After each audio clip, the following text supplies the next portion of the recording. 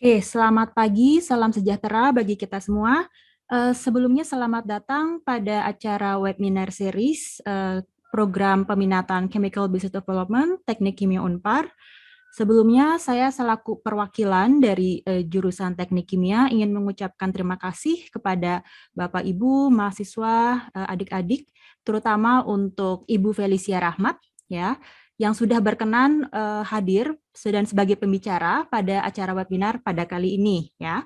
Sebelumnya perkenalkan ya, nama saya Putri Ramadhani, saya akan berperan sebagai moderator dan juga MC pada acara webinar ini. Jadi acara webinar series ini adalah acara berkala yang dilaksanakan oleh Chemical Business Development Teknik Kimia Unpar. Sebelumnya izin berikan saya beberapa menit ya untuk share info mengenai program Chemical Business Development.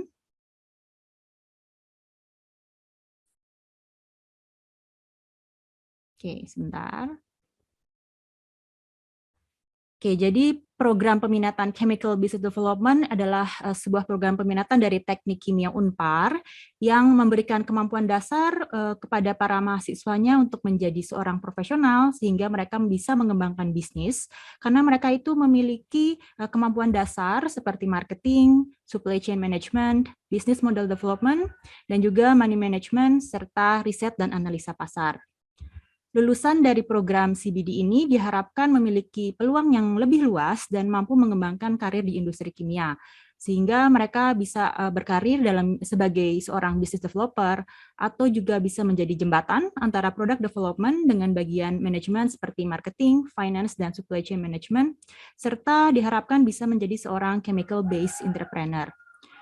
Jika dari kalian peserta di sini ingin tahu lebih banyak mengenai CBD atau tahu lebih banyak mengenai Teknik Kimia Unpar, silahkan menghubungi saya via email yaitu pramadhani@unpar.ac.id atau juga bisa melihat websitenya ya di tk.unpar.ac.id atau juga bisa cek di Instagram ya TK Unpar Official untuk segala informasi yang ada mengenai CBD. Oke. Nah, sebelum kita masuk ke acara diskusi, acara webinar ini, saya minta tolong kepada semua peserta untuk menyalakan kamera, karena kita akan mengambil foto terlebih dahulu ya. Kemudian saya minta tolong Clara ya untuk ambil fotonya. Sudah siap belum ya? Tolong diaba-abakan saja ya Clara ya. Ya, baik. Mungkin teman-teman yang belum on cam bisa on cam dulu. Iya. Tolong on cam ya.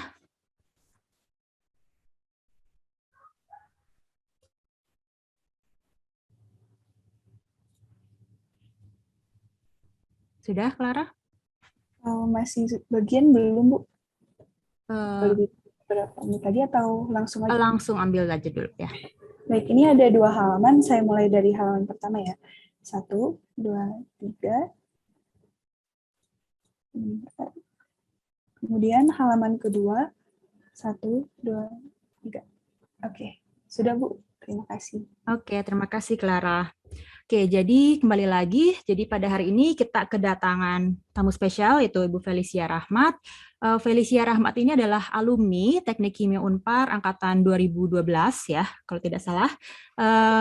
Betul, oke. Jadi Felicia ini sekarang berkarir sebagai marketing eksekutif di PT Takasago Internasional ya. Nah, mungkin kalau kita lihat topik ya di Per Understanding B2B Marketing. Kebanyakan anak teknik atau anak IPA dari anak SMA gitu ya, mereka berpikir kalau marketing itu bukan ladangnya anak teknik, marketing itu ladangnya anak sosial, biasanya seperti itu. Nah kemudian kalau ada persepsi bahwa kalau anak teknik itu pasti setelah lulus jadi engineer, kerjanya itu pakai topi safety, pakai sepatu safety, nah gitu ya, di pabrik kerjanya. Nah kebanyakan persepsinya tuh seperti itu. Nah, sekarang kita ada Felicia nih sebagai pembicara. Dia apakah persepsi yang tadi saya sebutkan itu memang benar atau tidak? Gitu ya. Ya. Ya. Oke. Nah, oke. Nah, jadi waktu dan tempat ya saya langsung persilahkan saja kepada Ibu Felicia untuk memulai webinarnya. Terima kasih. Oke. Oh Terima ya, kasih. sebentar. Oh, sebentar, sorry, saya agak lupa. Jika ada pertanyaan ya, tolong disampaikan di kolom chat ya, atau mungkin bisa raise hand. Oke, Oke, ya. Terima kasih. Silakan Bu Felicia. Sorry. oke. Sebentar ya, saya share screen dulu. Hmm,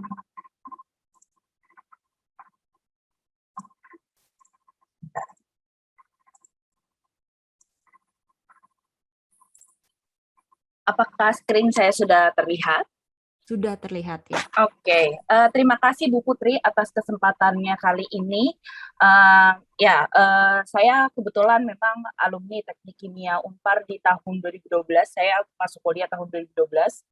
Kemudian memang pada hari ini kita akan mencoba lebih mendiskusi berkaitan dengan apa sih fine chemicals B2B marketing, karena memang marketing ini tidak hanya terbatas dari jurusan ekonomi, tetapi jurusan teknik kimia saja juga dibutuhkan dalam marketing.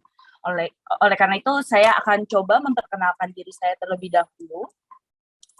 Jadi memang saya lulus di Chemical Engineer alias Teknik Kimia itu tahun 2017. Jadi saya bukan mahasiswa yang sangat pintar, tidak.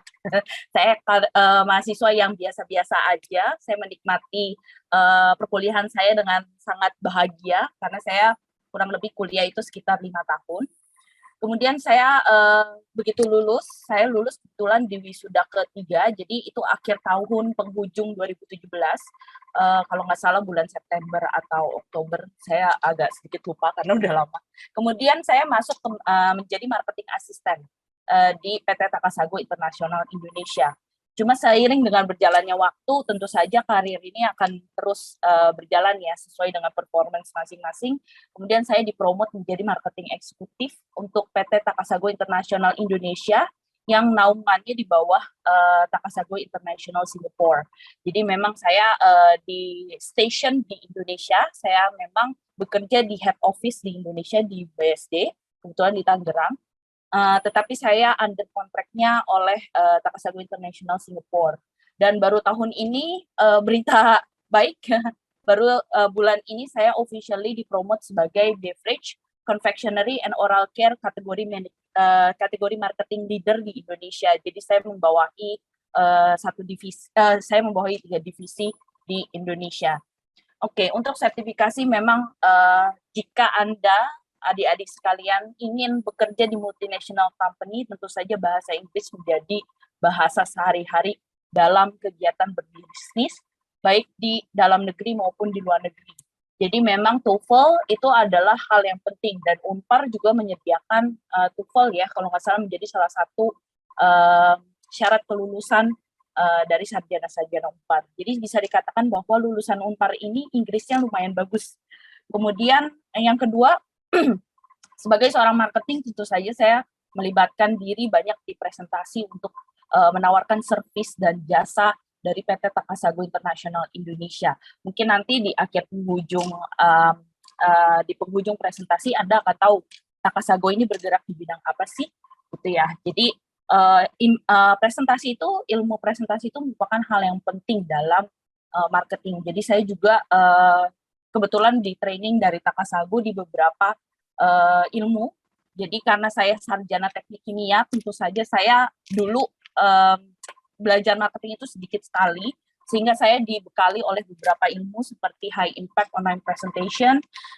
Kemudian saya juga belajar marketing foundations untuk competitive market analysis. Kemudian saya juga belajar advanced branding khusus untuk B2B, dan semuanya ini dilakukan di United States. Kemudian saya juga belajar lagi, setiap tahun saya akan mengupdate ilmu presentasi saya.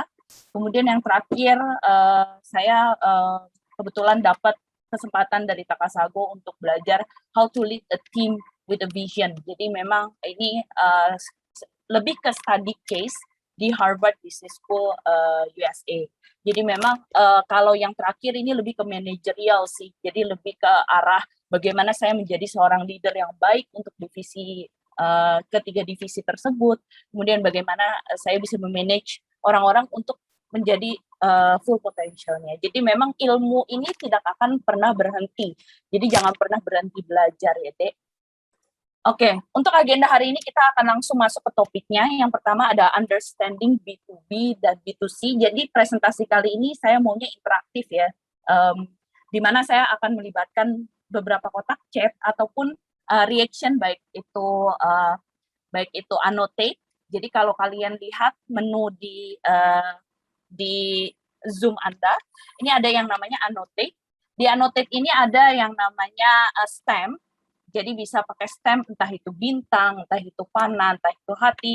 Jadi saya bisa catch up dengan attention dari para audiens ini ya, daripada adik-adik. Jadi nanti kita akan lebih berinteraksi. Dan saya juga akan memberikan kesempatan untuk adik-adik untuk mencoba melibatkan diri di presentasi ini. Jadi yang pertama kita akan coba membedakan yang namanya B2B dan B2C. Jadi apa sih itu B2B, business to business, dan business to customer, nanti kita akan belajar di segmen pertama. Yang kedua, saya akan share sedikit mengenai marketing one-on-one. Bagaimana kita memarketingkan sebuah produk, terutama produk fine chemicals ini nggak gampang untuk dijual gitu ya. Jadi butuh proses yang panjang dan bagaimana cara kita meng-engage bisnis tersebut. Yang ketiga, kita juga akan belajar best practice in B2B, bagaimana cara kita menjalankan marketing di B2B, business to business. Dan yang terakhir saya akan membuka Q&A session untuk para adik-adik semuanya. Oke. Saya akan masuk ke bagian interaksi yang pertama, understanding B2B and B2C. Ada nggak yang tahu perbedaan bisnis ke bisnis, penjualan dari bisnis ke bisnis, dan bisnis ke customer? Kalau yang tahu boleh angkat tangan, atau langsung kalau malu-malu berbicara boleh chat di kolom chatnya ya. Jadi saya kasih waktu sekitar 2 menit untuk adik-adik boleh langsung dijawab. Apakah ada yang tahu perbedaan B2B dan B2C? Oke, kalau nggak ada yang tahu nanti saya ambil, kalau nggak ada yang chat nanti saya ambil namanya, saya panggil namanya satu-satu. Ayo adik-adik, ada yang tahu bisnis ke bisnis dan bisnis ke customer langsung. Itu perbedaannya apa sih? Karena Tinggal ini akan langsung berkaitan dengan ya, topik. tinggal langsung di chat aja ya, ditulis di Iya, sana, di chat diketik di aja. sana. Kalau malas nggak mau ngomong gitu ya, Kamu tahu ngomong atau nggak tidak. apa-apa. Ya. Oke, kalau nggak nih sebentar lagi saya panggil satu nama nih ya. Saya panggil satu nama ya. Kalau gitu kalau nggak ada yang chat, saya hitung nih. 5, 4, 3, 2, 1. Oke, saya akan panggil satu nama. Mungkin dari Marco Prajana. Marco Prajana, boleh dibuka kameranya? Oke. Apa sih menurut kamu penjualan B2B dan B2C? Belum tahu sih. Belum tahu. Nggak apa-apa kalau nggak tahu. Tapi kalau menurut kamu, apakah bisnis to bisnis itu sama bisnis to customer itu berbeda? Cara marketingnya berbeda? Ya, betul sekali. Oke, terima kasih Marco atas partisipasinya. Oke, ya betul. Kata Marco, dia memang kita memang belum mengenal ya yang namanya bisnis to bisnis dan bisnis to customer. Tetapi memang cara penjualan produknya itu berbeda. Jadi yang dikatakan berbeda. Nah, perbedaannya apa sih? Jadi marketing ini tugasnya adalah menciptakan experience ya. Kita akan meng-create experience. Dan perbedaan dari antara business to business dan business to customer itu adalah area of focus. Jadi fokus kita tuh berbeda. Business to business marketing ini lebih ke arah kita menjual service ataupun produk langsung ke perusahaan lagi. Jadi dari bisnis, dari PT gitu ya, ke PT lagi. Jadi makanya fokus kita berbeda.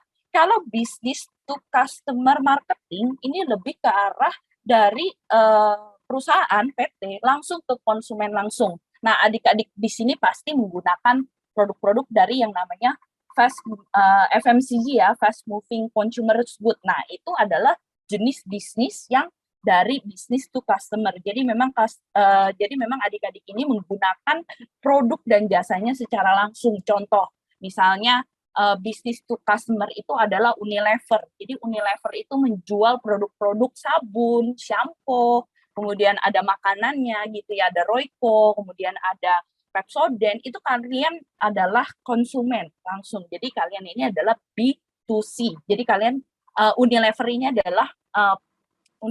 adalah perusahaan yang menjual bisnisnya secara B2C. Tetapi B2B ini adalah orang yang mensuplai. Jadi kita yang mensuplai perusahaan tersebut, kita mencoba mensuplai Unilever gitu ya. Jadi memang jenis bisnisnya berbeda.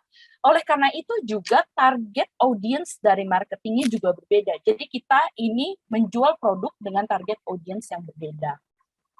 Nah, kalau kita lihat lebih dalam ya, jadi kalau kita lihat lebih dalam, apa sih B2B fine chemical audience? Jadi audience kita siapa sih? Kalau Unilever kan langsung ke konsumen langsung. Nah, kalau kita siapa sih? Nah, kita menjual barang kita ke perusahaan lagi. Jadi perusahaan saya ini menjual barang ke perusahaan lagi. Entah itu FMCG seperti personal care itu seperti sabun, shampoo, terus skincare, nah itu masuk ke personal care. Ataupun home care, jadi kalau kita berbicara home care ini produk-produk seperti pembersih kloset, terus kemudian obat pel gitu ya, kemudian ada deterjen, itu namanya home care. Kemudian ada package food and beverage, mie instan, minuman teh di botol, kemudian minuman isotonik, dan lain sebagainya. Nah, produk-produk tersebut diklasifikasikan sebagai FMCG. Kalau untuk pharmaceutical, ini adalah obat berkaitan dengan medicine ya, jadi berkaitan dengan obat-obatan. Pharmaceutical ini termasuk salah satunya adalah obat-obatan, medical devices. Jangan lupa ya bahwa medical devices ini kadang mengandung bahan kimia. Jadi contoh misalnya membran untuk mengganti kulit gitu ya. Jadi kalau misalnya ada luka bakar, itu kan jual seperti kain kasa, itu ada obatnya. Nah, itu teknologi membran yang akan dipelajari di teknik kimia. Karena itu mungkin ada jurusan medical bioteknologi gitu ya. Tetapi teknik kimia ini yang bertanggung jawab untuk men-scale up dari laboratorium sampai ke proses produksi. Jadi chemical engineer itu pekerjaannya sangat luas, bisa di FMCG, bisa di pharmaceutical, atau manufacturing. Kalau manufacturing misalnya industri coating itu cat, industri cat, misalnya industri cat, kemudian ada juga industri packaging plastik gitu ya. Kemudian ada beberapa industri lainnya.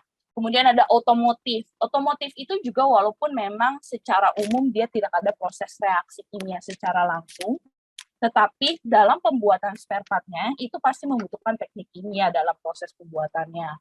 Kemudian ada industrial chemicals, salah satunya mungkin yang paling sering digunakan di FMCG itu ada citric acid, kemudian ada juga misalnya bahan kimia perantara ataupun bahan kimia seperti pemanis buatan, itu juga termasuk dalam kategori industrial chemicals.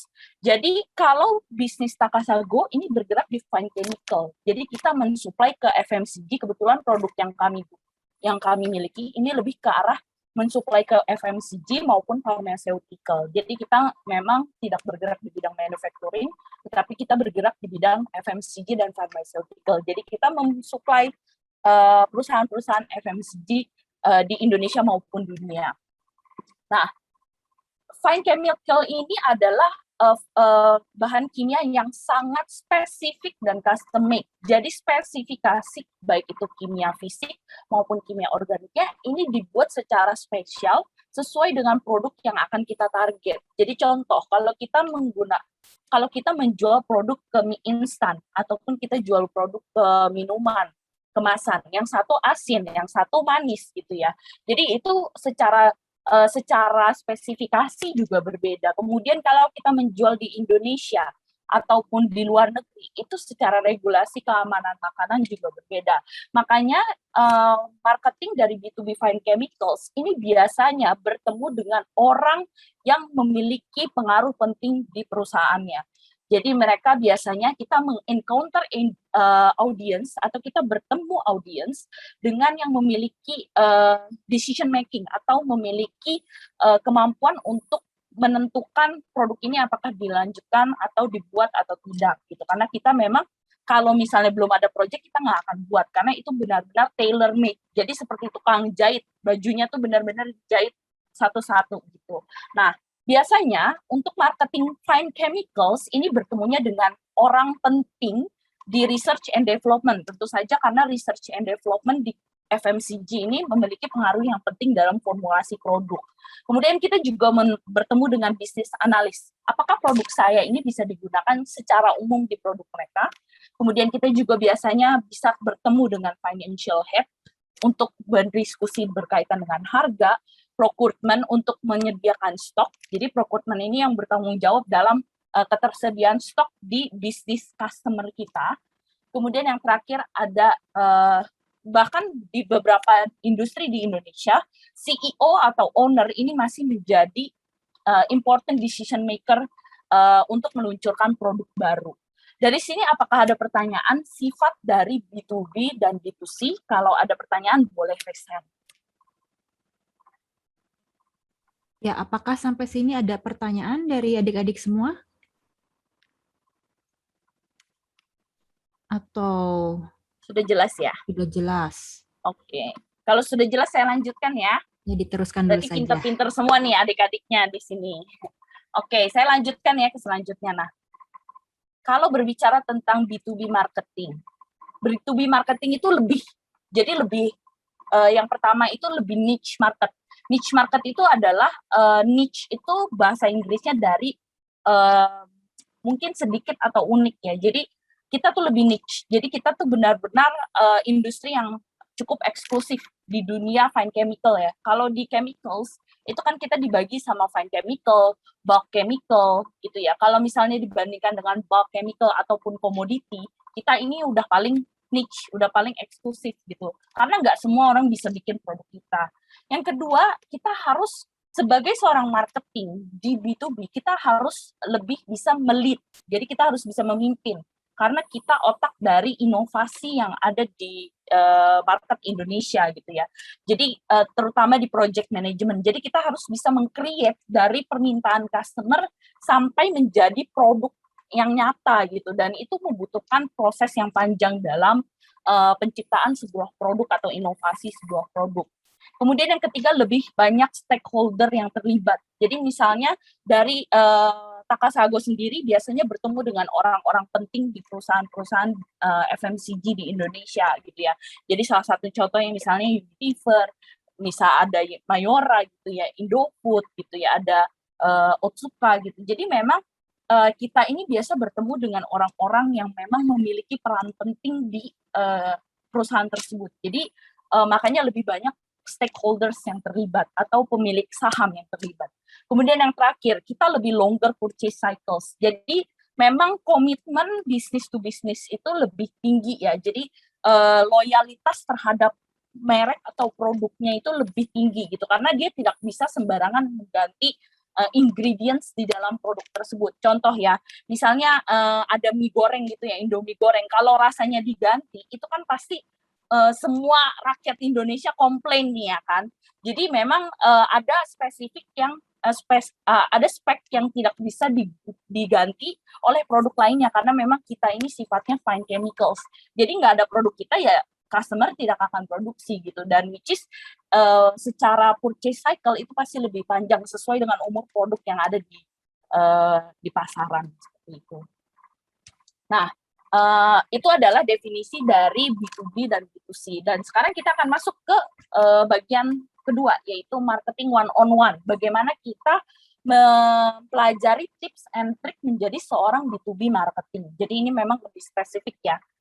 Dan bagaimana kita mencapai atau menjadi seorang B2B ya. Jadi kalau misalnya berbicara tentang B2B, kalau misalnya kita berbicara tentang B2B, ini ada 3 important factors yang kita harus pelajari. Yang pertama, kita harus ensuring seamless customer communications. Kita ini sebagai brand ambassador, kita nggak punya Sandra Dewi atau Raffi Ahmad. Orang-orang di sini pasti belum tentu mengetahui brand dari Takasago. Jadi yang menjadi brand ambassador adalah marketing itu sendiri. Jadi memang saya ini bertanggung jawab sebagai brand ambasadornya Takasago gitu ya. Saya bertanggung jawab terhadap image perusahaan, baik itu saya menjelaskan produk saya maupun saya juga menyediakan jalur komunikasi yang seamless gitu. Jadi kalau misalnya Sandra Dewi dan Raffi Ahmad ini biasanya mereka suka, terutama Sandra Dewi ya, oh jadi brand ambassador Sunsilk gitu ya, shampoo Sunsilk gitu ya. Dia akan mamerkan rambutnya, oh ya nih ya, saya pakai produk Sunsilk, kemudian rambut saya bagus. Jadi dia yang mengkomunikasikan terhadap konsumen di Indonesia. Makanya kalau B2B marketing itu lebih kepada saya yang menjelaskan keunggulan dari produk saya ke stakeholders di FMCG-nya, ke stakeholders di customer saya, di bisnis tersebut. Kemudian yang kedua, addressing consumer needs. Nah, addressing consumer needs, karena memang fine chemicals ini very specific and tailor-made, jadi itu benar-benar didesain khusus untuk perusahaan tersebut. Kita harus mengerti detail dari customer, apakah itu technical prosesnya, ataupun specification detailsnya, untuk menciptakan solusi bisnis yang tepat untuk customer tersebut. Contoh, misalnya kita membuatan permen di Singapura, misalnya kita membuatan permen di China, di USA, sama di Indonesia, itu metode dan spesifikasinya itu berbeda.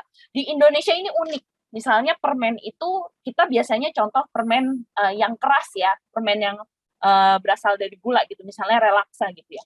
Mereka membuatnya itu adalah gula dipanaskan kemudian dimasukin water soluble, produk saya water soluble. Tapi kalau di luar negeri standarnya itu adalah oil soluble. Jadi spesifikasi teknikal yang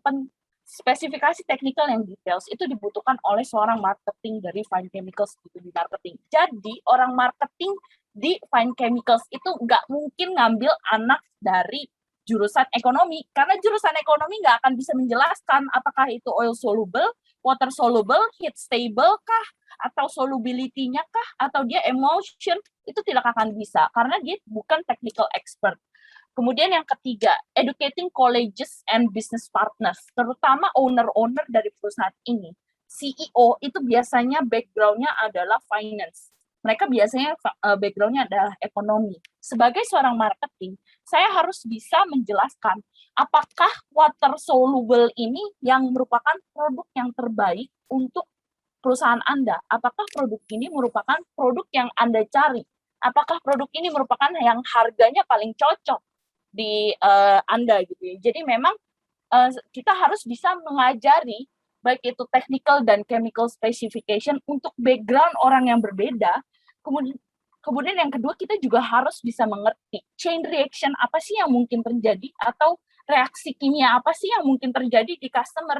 Jangan sampai kita menjual barang ini stabil, tetapi ketika perusahaan itu beli, di sana dia bereaksi dengan beberapa barang lainnya gitu. Jadi makanya kita biasanya terlibat oleh trade secrets atau rahasia perdagangan. Nah, rahasia perdagangan ini merupakan hal yang sangat penting dalam penjualan fine chemicals, karena customer akan tahu spesifikasi produk saya dan saya akan tahu spesifikasi produknya dia. Jadi kita biasanya terlibat dari yang namanya non-disclosure agreement atau perjanjian yang tidak boleh keluar. Jadi semuanya ini benar-benar trade secrets. Ibarat kata kita udah kayak Intel ya. Jadi kita sebenarnya udah tahu apa yang produk yang akan keluar di tahun 2022. Kita udah tahu apa produk yang akan keluar di tahun 2023. Tetapi saya nggak bisa itu ngasih tahu ke orang di luar pekerjaan saya gitu. Jadi sebenarnya kalau adik-adik biasanya, wih gila ini produk keren banget ya gitu, terus di Instagram ini keren nih, gue dapat pertama kali gitu ya, viral di Instagram. Itu nggak bisa, padahal saya dapat prototipe-nya itu udah dari tahun lalunya gitu. Jadi memang itu yang namanya trade secrets. Kemudian yang terakhir, kita juga harus bisa mengerti regulasi produk tersebut. Jadi entah itu di Indonesia, kalau di Indonesia itu biasanya ada 3 standar untuk produk makanan, baik itu SNI, halal maupun BPOM, Badan Pengawas Obat dan Makanan. Kalau di US, dia ada US FDA dan lain sebagainya. Nah, ini nanti kita akan coba breakdown setiap partnya gitu ya. Nah, kalau kita lihat selanjutnya, ingat, kita ini bertemu dengan orang yang penting. Jadi kita bertemu dengan decision maker di perusahaan yang kita jual gitu ya. Dan kita biasanya bertemu dengan orang-orang besar. Orang-orang yang sangat besar, bahkan jika kamu kerja di sana belum tentu kamu ketemu dengan orang tersebut gitu ya. Dan kita ini adalah brand ambassador, kita membawa image dari perusahaan kita. Dan ternyata faktanya adalah 224% ROI atau return of investment ini dilakukan dengan menggunakan data driven marketing. Jadi memang kita harus kuat di data kita. Kemudian 57% lebih ke arah konsumen itu akan menentukan pembeliannya setelah berengage atau setelah berkoneksi terhadap sales representatif ataupun marketing. Ini khusus di B2B ya. Jadi ini ilmu yang saya dapat dari USA ya, dari NSBA. Dan data ini terbukti sebenarnya. Karena pekerjaan saya setiap hari ini saya melakukan presentasi, business presentation yang isinya data gitu ya, dance of data. Nah, best practices dalam B2B marketing. Yang pertama, kita harus kenal customer kita. Apakah dia perusahaan Eropa, apakah dia perusahaan Indonesia, kemudian produk-produknya mereka apa aja sih? Mereka Unilever itu memiliki ribuan produk, kalian harus kenal semua. Karena ribuan produk ini apa yang kita mau target? Mana yang paling besar? Mana yang penjualannya paling besar? Jadi yang pertama kita harus berkenalan dengan customer kita. Yang kedua, kita harus honest terhadap service dan transparan kita. Karena kita ini kalau sampai spesifikasinya atau bisa bereaksi dengan barang lain dan menjadi berbahaya, kita bisa kebawa ke SU semua dan pemerintah bisa menutup bisnis kita. Jadi kita harus bertanggung jawab dengan apa yang kita jual. Kita harus jujur dengan service dan transparan. Isinya apa ini kita harus jelasin semua isinya apa. Dan kalau kalian lihat di produk biasanya di state ingredients-nya apa. Dan itu ingredients nggak tipu-tipu ya. Semua barang digunakan dengan dosis tertentu. Jadi memang memang formulasinya sudah ditakar secara tepat oleh research and development seperti itu. Kemudian ketiga, kita harus relevan. Apakah produk ini relevan digunakan? Karena produk saya ini cukup mahal ya. Jadi apakah produk ini relevan untuk digunakan di end product gitu? Seberapa banyak relevannya? Kemudian saya juga harus membawakan topik yang relevan dengan barang yang mau saya jual gitu. Kemudian yang keempat, saya harus bisa men-establish emotional connection gitu. Saya harus bisa merasakan emosi dari atau feeling dari customer ini. Apakah customer ini senang terhadap saya atau apakah customer ini mungkin marah terhadap saya? Itu saya harus mendeteksi itu karena orang personal experience itu akan mempengaruhi decision making. Jadi memang emotional sebagai seorang marketing di bidang fine chemicals dan juga bekerja di bidang lainnya ya, terutama di bidang research and development, kita tidak boleh emosional dalam menentukan keputusan karena itu akan mempengaruhi kualitas dari barang yang kita ciptakan. Karena mungkin misalnya, barang ini mahal, tapi barang ini yang membuat produk Anda stabil, ya mau nggak mau Anda harus beli karena kalau enggak produk itu menjadi tidak aman. Jadi ada emotional connection itu lebih penting. Jadi kita bisa diskusinya dua arah. Kemudian yang terakhir, kolaborasi. Kolaborasi ini penting sekali. Jadi yang namanya research and development itu tidak hanya dilakukan oleh satu institusi aja atau oleh satu industri aja. Jadi kita harus berkolaborasi. Kalau Takasago sendiri kita berkolaborasi dengan pemerintah, kita berkolaborasi dengan BPOM, kita berkolaborasi dengan universitas, salah satunya Unpar gitu ya, untuk mengembangkan ilmu-ilmu yang kita gunakan gitu. Jadi memang kolaborasi ini penting terhadap semua faktor masyarakat ya, baik dari bisnis, pemerintah maupun edukasi. Dan apa sih artinya data driven marketing? Kita harus memiliki ilmu yang strong di analisis data gitu ya. Jadi kita harus mengerti market competitive landscape. Kita harus mengerti nih keadaan market atau keadaan pasar di Indonesia. Apakah Indonesia ini mengalami perkembangan ekonomi yang bagus? Apakah Indonesia ini mengalami perkembangan ekonomi yang buruk yang disebabkan oleh pandemi? Itu kita harus mengerti semua. Yang kedua, kita harus bisa menceritakan technical engagement gitu ya. Jadi kita harus bisa mempresentasi technical ke orang yang background-nya bukan teknik. Dan itu merupakan hal yang sangat penting ya. Jadi kita harus bisa menjelaskan, oh ya ini spesifikasi kimianya, densitasnya seperti ini, reaksi kimianya seperti ini, terhadap orang yang background-nya ekonomi. Jadi mereka tidak memiliki ilmu dasar, bahkan mereka tidak tahu suhu itu satuannya apakah Celsius, apakah Fahrenheit, apakah Rentgen gitu ya, apakah standar internasionalnya, mereka nggak tahu. Jadi kita harus bisa mengexplain dari technical presentation itu ke mereka, dan ini penting sekali. Yang terakhir, kita juga harus mengerti consumer insights dan market trends. Kita harus mengenali sifat konsumen Indonesia gitu ya. Contoh nih ya, orang Indonesia ini sukanya makan pedes gitu ya.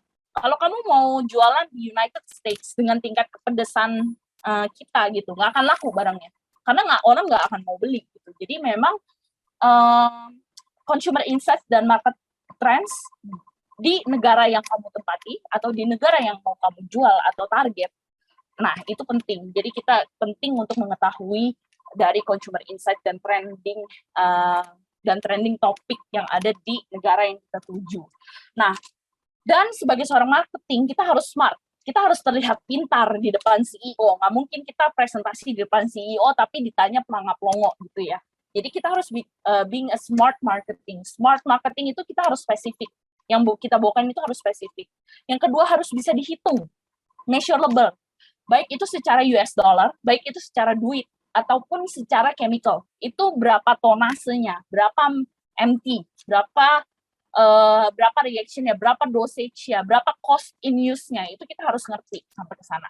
Kemudian yang ketiga ada attainable. Attainable juga penting dalam menawarkan produk gitu ya. Kemudian yang terakhir relevan dan time bound. Kita harus update, kita harus relevan dengan keadaan bisnis sekarang, kita harus bisa attainable gitu, kita harus bisa mengantisipasi apa yang akan datang di kemudian hari. Oleh karena itu kita membutuhkan high impact business presentation.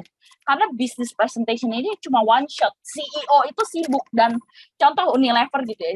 Unilever itu yang mau jualan ke dia itu nggak cuma satu orang. Ribuan vendor itu mau jualan ke dia. Kalau ribuan vendor ini dikali 1 jam saja, itu udah ribuan jam CEO-nya ketemu dengan orang untuk membisnis decision gitu ya. Jadi makanya kita harus memiliki high impact business presentation. One shot, one goal, langsung dapat project. Nah itu penting sekali, dan akhirnya marketing ini yang berperan penting dalam mendapatkan revenue atau penjualan atau uang atau omset. Jadi omset itu penting. Nah, berbicara tentang high impact business presentation, itu ada 4 important things atau 4 faktor yang sangat penting yang kita harus pelajari sebagai seorang marketing B2B. Yang pertama, kita harus mengenal market competitive landscape analysis. Analisis kita harus kuat di pasar Indonesia.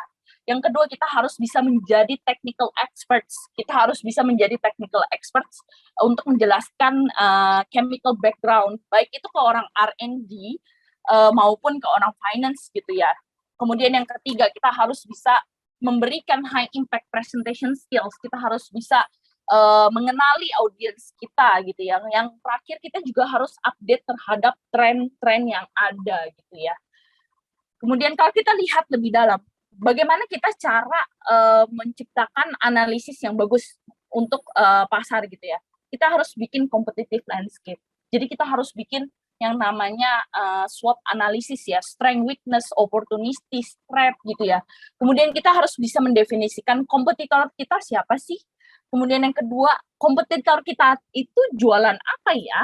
Yang ketiga, determine competitor strength and weakness. Nah, ini melakukan SWOT analisis baik internal, baik diri kita maupun kompetitor. Kita harus bisa tahu kompetitor itu strong-nya di mana, weakness-nya di mana, opportunities-nya di mana.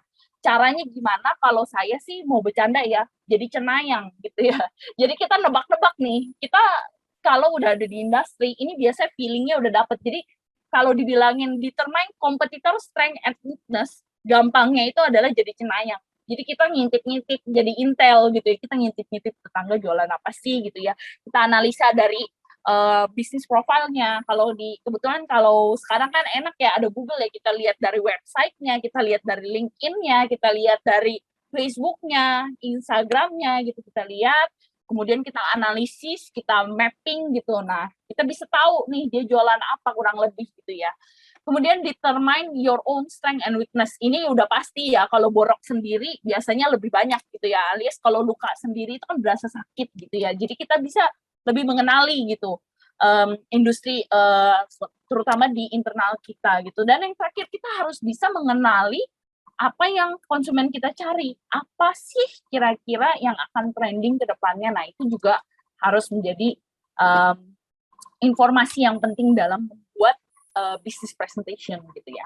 Kemudian yang terakhir, kita juga harus tahu strategi dari kompetitor gitu ya. Sebagai seorang marketing, kita harus bisa menganalisa apakah barang kita bagus nggak sih? Apakah barang kita bisa dijual nggak sih? Apalagi fine chemicals itu merupakan very tailor-made chemicals gitu ya. Jadi sangat spesifik gitu ya. Dan kalau misalnya ada orang lain yang bisa buat, berarti kita loss bisnis tuh bisa 35 ton gitu ya.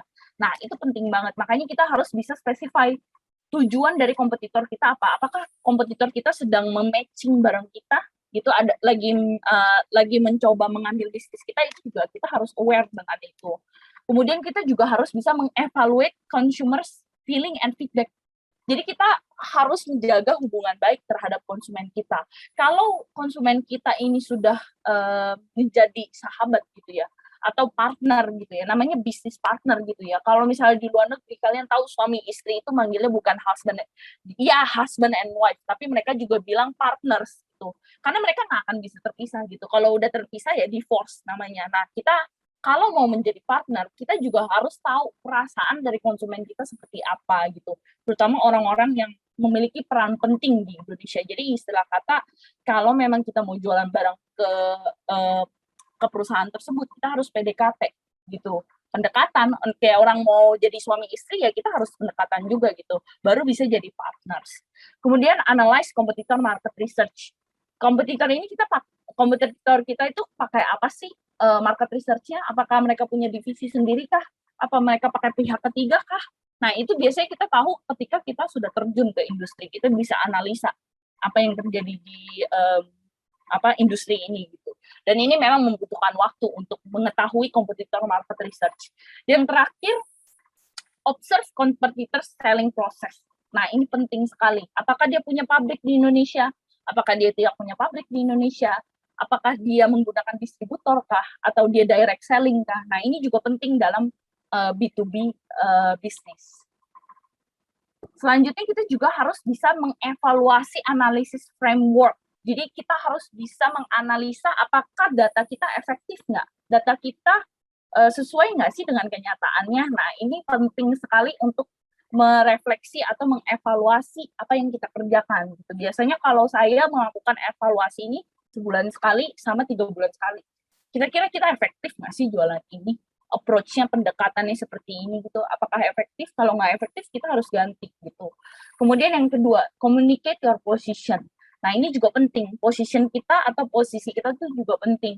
Setiap orang memiliki job scope-nya masing-masing, dan kita sebagai marketing kita harus fokus dengan perkembangan atau growth dari bisnis kita gitu ya. Jadi posisi kita penting. Apakah posisi kita secara penjualan ini sama kompetitor, bagusan kita atau kompetitor? Nah, itu juga penting gitu. Kemudian yang selanjutnya kita juga harus memonitoring secara continuous ya. Kalau saya sih monitor biasanya saya melakukan seminggu sekali. Jadi seminggu sekali saya ngelihat nih tetangga saya ngeposting apa gitu ya.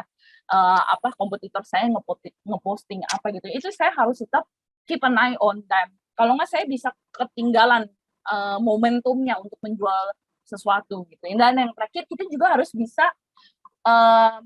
summarize atau merangkum opportunity apa yang besar dan isu apa yang kita punya. Isu itu penting karena kalau misalnya memang kita fine chemicals, terkadang suka terlena ya karena kompetitor nggak mungkin bisa bikin kayak kita. Tapi yang namanya scientific ya, itu seiring dengan berjalannya waktu, kalau ada research dan penelitian, mereka bisa membuat barang yang kita buat. Dan itu makanya kenapa kita harus aware dengan isu kita. Kita harus aware, oh isu kita ini barangnya nggak stable nih. Nah, kita harus cari tahu nggak stable-nya di mana. Apakah ada raw material interactions? atau bahan bakunya apakah berinteraksi kimia dengan yang lainnya. Itu kita harus aware, karena kita nggak boleh ketinggalan secara teknologi kimia ini, kita nggak boleh ketinggalan. Kalau kita ketinggalan, ya itu bisa diambil orang lain, karena yang namanya manusia kan terus meneliti ya. Kalau mereka bisa menemukan teknologinya, ya udah selesai gitu bisnisnya, bisa diambil sama orang lain. Gitu. Nah, yang kedua, become technical experts. Tentu saja menjadi seorang marketing chemicals, kita harus punya paling enggak kita harus memiliki background di kimia ya. Kebetulan saya ini teknik kimia, jadi saya bisa menjual produk saya dengan sangat baik ke customer. Tapi kalau backgroundnya lain, dari jurusan lain, ini akan lebih susah. Saya ini termasuk salah satu yang naik jabatannya cukup cepat, karena saya mengerti proses. Jadi saya bisa menjual produk ini lebih tepat ke customer saya. Saya bisa tahu, oh nih mendingan dicampurnya pada suhu sekian, dispersinya seperti ini, seperti itu. Karena saya mempelajari itu di Universitas Katolik Parahyangan ya. Jadi memang kita harus menjadi technical experts. Jadi kita harus tahu A to Z, dari A sampai Z, kita harus tahu apa yang kita jual. Baik itu secara spesifikasi maupun teknologinya. Kadang teknologinya ini cuma dipunyai sama perusahaan saya. Jadi saya harus bisa mengajari cara penggunaannya di customer saya. Karena kalau kita ngajarinnya salah, dia salah pakainya, bisa-bisa barang itu nggak stabil dan kita bisa dipidana oleh BPOM gitu ya. Jadi kita harus become technical experts. Kemudian yang kedua, kita harus bisa memprofile customer manufacturing process detailly. Entah itu spesifikasi CSTR-nya atau tangkinya. Kita harus bisa mengetahui spesifikasi suhu, pencampurannya, tekanannya, kemudian kita harus bisa tahu dispersinya, kita harus bisa tahu densitasnya, waktu reaksinya, yang terbaik berapa, optimum reaction chain-nya berapa gitu ya. Jadi kita harus mengerti itu semua. Karena kalau enggak, mereka mau nanya ke siapa gitu kan. Kemudian kita juga harus bisa mengerti target market ya. Jadi kita harus tanya ke customer-nya, ini targetnya untuk apa? Karena setiap market itu punya spesifikasi yang berbeda-beda. Contoh ya, sabun bayi sama sabun orang dewasa, sabun kulit kering sama sabun kulit yang berminyak. Itu kan memiliki spesifikasi produk yang berbeda. Tentu saja barang yang akan kita ciptakan itu berbeda-beda gitu. Jadi makanya kita harus tahu secara detail, ini marketnya untuk siapa? Di Indonesia kah? Di luar negeri kah? Bayi kah? Anak dewasa kah? Orang remaja kah? Itu spesifikasinya berbeda-beda semua. Kemudian kita juga harus bisa define customer needs. Kita harus tahu kebutuhan dari customer kita apa. Apakah dia, waduh barang kemahalan, jadi kita harus reduce cost. Apakah harus kualitasnya tinggi? Kemudian chemical resistance, ini yang paling penting. Harus resisten secara kimia, dia harus stabil.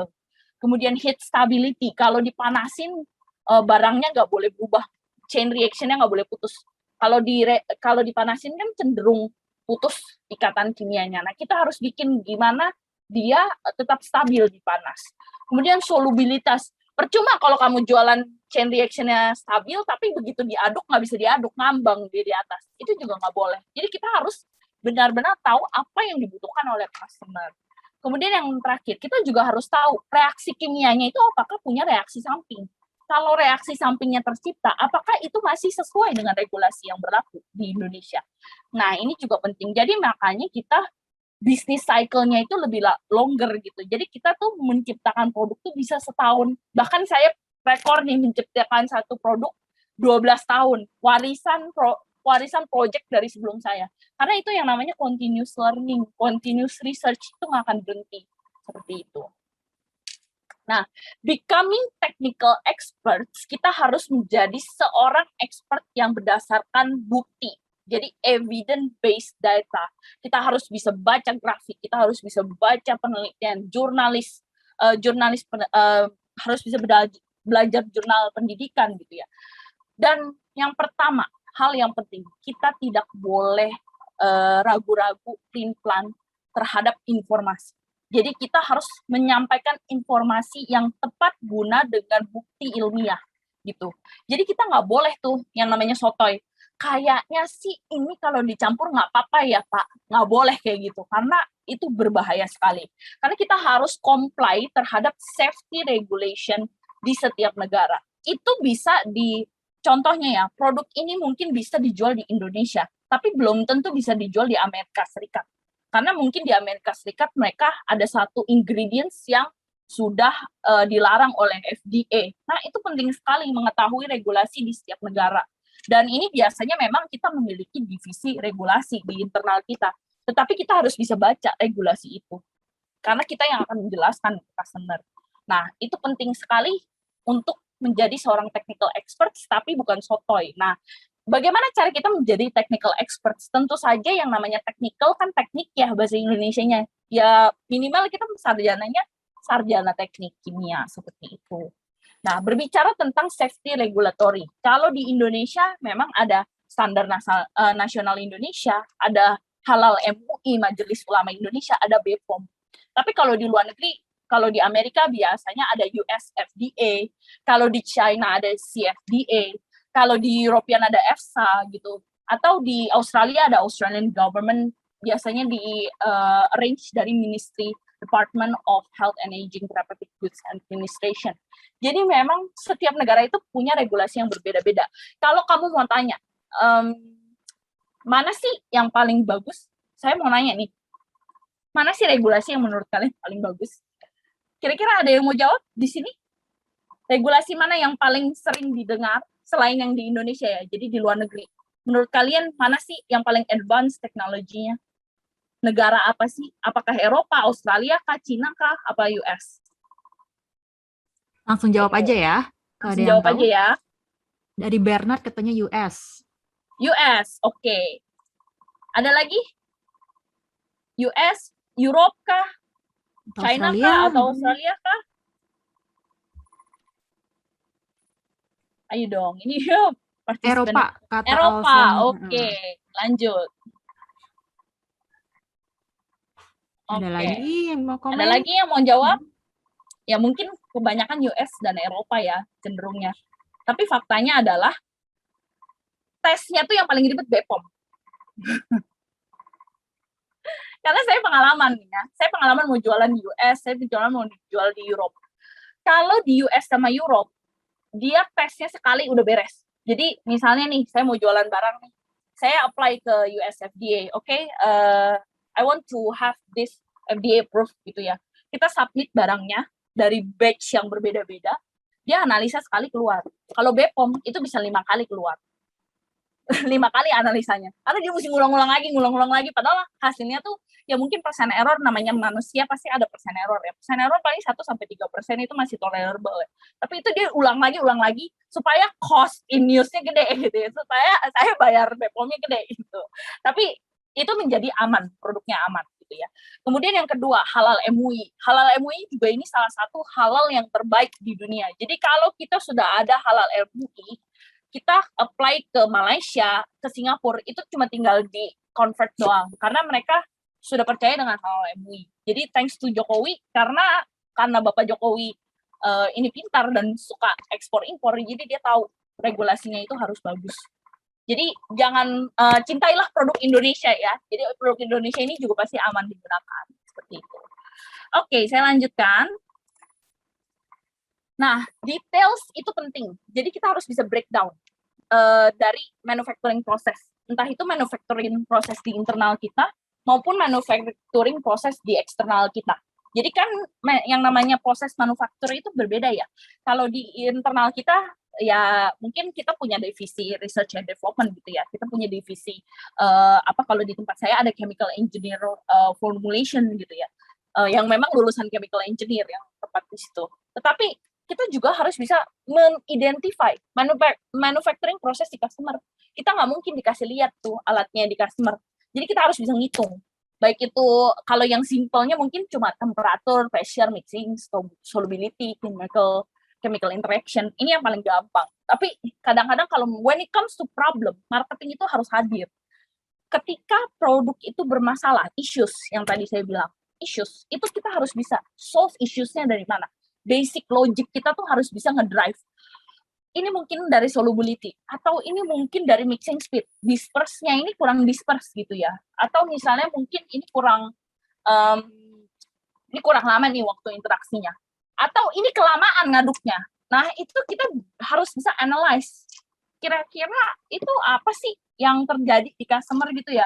Nah, kita harus bisa kasih solusi juga, karena kita harus bisa, ya namanya kita, yang namanya proses manufacturing, tentu saja proses produksinya tuh nggak murah ya. Kita customer itu sekali ngaduk 6 ton. Nggak mungkin kan 6 ton ini kita buang kan.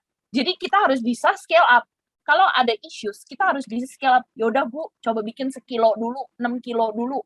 Nah, dari 6 kilo gini, nah kita udah tahu nih isunya ini. Yaudah, nanti trial production-nya kita pakai data yang dari laboratorium ini. Dan itu membutuhkan scale up. Siapa sih yang scale up? Tentu saja teknik kimia yang scale up. Karena nggak ada jurusan manapun yang bisa men-scale up dari research and development ke proses manufacturing. Itu benar-benar ilmu tailor-made, dan itu harus teknik kimia yang bekerja gitu.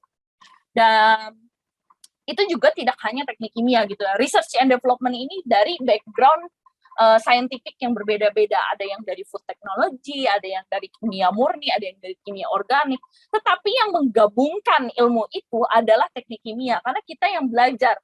Orang ngaduk teh 1 gelas sama orang ngaduk teh 9 ton, itu beda ceritanya. Kalau cuma 1 gelas, kita pakai sendok sama gelas diaduk, selesai nyampur. Kalau 9 ton, gulanya mau berapa ton ya? 3 ton. 3 ton gula masa mau langsung masuk dicampurin gitu. Nah, yang belajar proses pencampuran itu hanya jurusan teknik kimia. Jadi memang kita lah ini yang bisa men-scale up dari skala laboratorium sampai skala produksi. Nah, kemudian kita masuk ke topik yang ketiga, high impact presentation skills. Mungkin ini sedikit aja. Yang pertama, kita harus memiliki strong business language. Kalau Anda mau jualan produk ke Unilever, nggak mungkin pakai bahasa Indonesia aja, karena nggak jualan gitu ya. Mereka nggak ngerti, oh ya kita jualan bahasa Indonesianya sodium itu natrium.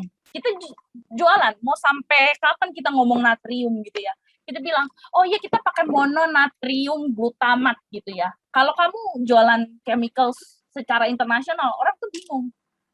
Ini natrium atau sodium sih gitu kan. Nah, itulah bahasa Inggris itu penting sekali. Dan bahasa Inggris itu tidak hanya bahasa Inggris secara daily speaking ya, maksudnya. Untungnya dulu Universitas Katolik Parahyangan ini nih biasanya menggunakan textbook-nya bahasa Inggris. Jadi saya udah terbiasa dengan istilah-istilah bahasa Inggris. Jadi bahasa Inggris itu penting. Dan bahasa Inggrisnya itu juga nggak kayak bahasa Inggris seperti biasa gitu ya, yang kayak I want to eat, I want to go gitu ya. Tapi kita ngomonginnya itu technical terms. Jadi salah technical terms aja itu bisa salah persepsi. Nah, itu penting banget. Jadi strong business language, formality and professionalism. Saya umur 20 sekian. Kalau saya ketemu ownernya Mayora yang umurnya 70 tahun gitu, nggak mungkin kan gue pakai gue lo gitu kan, bisa ditendang Anda dari kantor. Nah, seperti itu. Jadi business language, formality, dan professionalism itu penting dalam marketing presentations. Kemudian yang kedua, professional attitude is utmost priority. Jadi prioritas itu adalah attitude. Kalau orang songong gitu ya, mohon maaf nih, kalau orang yang, oh ya, ini produk cuma kita doang yang bisa bikin. Saya mau jual ini, cuma saya doang yang bikin. Jadi Anda juga yang mau nggak mau harus beli barang saya. Nggak bisa gitu juga. Karena yang namanya scientific, yang namanya science research, suatu saat nanti orang lain akan menemukan gitu. Jadi makanya kita nggak boleh, kita harus memiliki professional attitude gitu. Walaupun memang itu produk cuma kita yang buat, walaupun semua tetangga juga tetap beli sama saya gitu ya, tapi kita harus tetap humble dan harus tetap profesional attitude-nya. Karena suatu saat nanti yang namanya scientific nggak ada yang bisa tebak gitu ya. Pasti ada yang bisa menemukannya. Kemudian keeping up with the best solution and follow up is the main important thing. Jadi walaupun kita udah jualan produk ini 30 tahun umurnya, bahkan lebih tua dari saya gitu ya, tapi kita harus tetap ngerti produk ini gitu. Oke, selanjutnya 10 seconds rule. Make sure that your slide only takes 10 seconds. Bos itu sering banget kalau yang namanya meeting sama CEO, sering banget dia megang handphone gitu ya. Jadi dia kayak lagi meeting dia lagi sibuk sendiri gitu. Nah, makanya kenapa slide kita nggak boleh terlalu kompleks kalau yang namanya presentasi terhadap terhadap orang-orang penting. Jadi make sure keep it simple, slick, and nggak usah warnanya terlalu banyak gitu, karena yang namanya orang technical biasanya mereka mau buru-buru, just get in to the point. Kemudian yang terakhir, kita harus strong confidence, clear articulations, and grammar. Kalau bahasa Inggris tuh grammar penting banget ya, karena apakah ini past atau future itu penting banget. Bu, ini udah dilakukan apa belum gitu. Biasanya kalau orang Indonesia, mohon maaf ya, kadang-kadang technical terms-nya, misalnya we did sama we do, we will do, itu beda. Jadi kalau we did, berarti kita udah pernah research kan, kita udah harus ada datanya. Tapi kalau kita kepleset dikit aja cuma did sama do aja, itu orang bule bisa bingung. Nah, makanya kenapa kita harus benar-benar grammar-nya itu penting, karena kalau kita sebenarnya kita mau melakukannya di ke depan hari gitu ya, di future gitu ya, kita tapi kalau misalnya past tense, orang bisa bilang mana resultnya, belum bikin, kan you did, ya kan, you did it gitu. Nah, itu kadang-kadang juga suka miskomunikasi terjadi. Makanya kalau mau kerja di international, multinational company gitu ya, make sure that your grammar is fix gitu. Orang akan trust ke kamu ketika kamu bisa diajak ngobrol nyambung secara teknikal. Itu akan menjadi your benefit gitu. Itu tools yang sangat penting di dunia kerja gitu. Selanjutnya, keep up to date to the latest trends. Jadi ini adalah contoh tren yang lagi contoh produk yang lagi ngetren di seluruh dunia ya. Jadi yang pertama kalau kita lihat dari manufacturing, ini contohnya nih kayak botol yang warnanya unyu-unyu pastel. Jadi memang sekarang wanita-wanita ini demennya warna pastel gitu ya. Dan ini merupakan salah satu contoh hasil inovasi produk dari Fine Chemicals yang buat pigmen warnanya itu biasanya industri kimia. Dan yang scale up dari laboratorium ke proses manufacturing itu sarjana teknik kimia pastinya. Jadi packaging industry ini contohnya adalah botol warna pastel. Kalau personal care, di Fine Chemicals itu namanya active ingredients ya. Jadi contohnya ini produk dari something, dia menggunakan AHA, BAH, sama PHA. Bisa bikin exfoliation, jadi bisa bikin kulitnya terkelupas dengan alami gitu ya. Nah, ini adalah inovasi dari segi Fine Chemicals yang menjual active ingredients gitu. Dan yang terakhir untuk package food, kita ada kebetulan ini produknya mungkin di Jepang ya. Jadi memang ada yang namanya passport flavor springless. Jadi dia menggunakan flavor New York cheeseburger sama London fish and chips. Ini flavor konsepnya yang menjadi inovasi gitu ya. Jadi memang kalau kita lihat ilmu pengetahuan itu kan terus update dan itu juga bisa diaplikasikan dan itu juga pasti terlihat dari produk-produk yang kita gunakan sehari-hari. Contoh lagi satu, package beverage ya. Contoh ini ada minuman, mineral water. Dia menggunakan eco-friendly plastics. Pasti ini inovasi dari kimia, dari chemicals. Ini pasti ada modifikasi. Dia dari botol bekas, kemudian di recycle. Yang mengetahui proses proses pembuatan resin plastik itu biasanya dari chemical engineer, karena biasanya kita yang refine itu distilasi ya, kita mendistilasi plastiknya, terus kemudian kita extrude tuh bahasa Indonesianya apa ya, kita mengekstrud plastiknya ini tentu saja ekstruksi ya, sorry, udah 5 tahun pakai bahasa Inggris ya. Ekstrusi yang mempelajari proses dari ekstrusi ini pasti orang teknik kimia gitu. Kemudian personal care, contoh inovasi Lux. Lux itu brand yang identik dengan sabun kan, tapi sekarang dia keluarin hand sanitizer. Tentu saja base-nya berbeda. Kalau sabun itu kan dia menggunakan sodium lauryl sulfate ya kan. Kalau hand sanitizer dia base-nya alkohol. Jadi secara formulasi pasti berbeda semua gitu, walaupun brandnya sama gitu. Jadi ini adalah contoh dari inovasi produk. Jadi brand itu tidak hanya terbatas berinovasi di satu produk, tapi dia juga bisa berkembang di other produk lainnya. Dan tentu saja dulunya mungkin Lux ini belinya cuma SLS nih, belinya cuma deterjen doang nih, tapi dia sekarang belinya alkohol. Nah itu kan kalau alkohol kebetulan masuknya ke komoditi ya, komoditi chemicals gitu. Tapi dia juga fragrance-nya beda, baunya ini apa sih? Baunya dia chamomile gitu ya. Tapi dia kalau lihat di produk sabunnya sekarang baunya misalnya rose gitu ya. Jadi pasti chemical yang digunakan untuk menciptakan bau dari bunga chamomile pasti berbeda dengan chemical yang diciptakan oleh bau rose gitu. Kemudian package food untuk flavor konsep. Sekarang brand juga tidak hanya terbatas di satu produk saja. Ada kolaborasi brand dan ini merupakan salah satu kolaborasi brand yang cukup unik ya dari Regal. Regal itu biskuit. Kemudian sekarang biskuitnya dijadiin susu. Menurut kalian ini ada nggak sih kandungan biskuit dari Regalnya? Nah ini juga pertanyaan loh. Ini kan anak-anak IPA nih. Ada yang tahu kah di sini? Bilang aja ya atau tidak Iya, gitu kan. bilang aja ya atau tidak di chat box ya. Kayaknya belum ada yang ini ya. Kayaknya belum Oke deh tahu kalau nih. iya belum tahu ya. Berarti sebenarnya ada tapi dalam jumlah berapa ya pasti sedikit lah. Kalau nggak mampet itu pipanya pas masukin susunya gitu ya. Jadi makanya inovasi itu sekarang tidak hanya terbatas di satu produk saja, tapi juga bisa berkembang ke arah inovasi lainnya. Dan berikut merupakan best practices di B2B. Ini udah yang paling terakhir, jadi kita udah nggak banyak. Rangkuman dari presentasi kali ini. Pertama, keep it simple. Karena kalau misalnya kita jelasin technical chemical presentation 3 jam, mohon maaf nih ya, dulu saya kalau kuliah, mungkin kalau zamannya Pak Asaf bilang saya mahasiswa gentayangan. Karena saya, jujur saya orangnya cepet bosen. Jadi, keep it simple gitu. Jangan terlalu ribet. Karena kalau misalnya jelasin orang yang background-nya bukan chemicals, kamu tuh kayak ngomong apa sih nih bahasa alien ya? Gitu. Kita lagi jelasin ini proses pencampuran gitu ya. Kalau orang yang nggak ngerti, dia akan tidur gitu. Jadi pertama, technical presentation should be keep it simple. Yang kedua, kita harus be smart. Kita harus bisa handle difficult questions gitu ya. Kadang-kadang saya juga pernah berpengalaman gitu ya, presentasi ke orang marketing yang background-nya ekonomi gitu ya, atau presentasi ke orang finance gitu ya. Terus mereka tanya, Bu, satuan Rankine tuh apa sih? Terus kayak, ya satuan suhu gitu. Ngukurnya pakai apa? Apakah ada alat lain?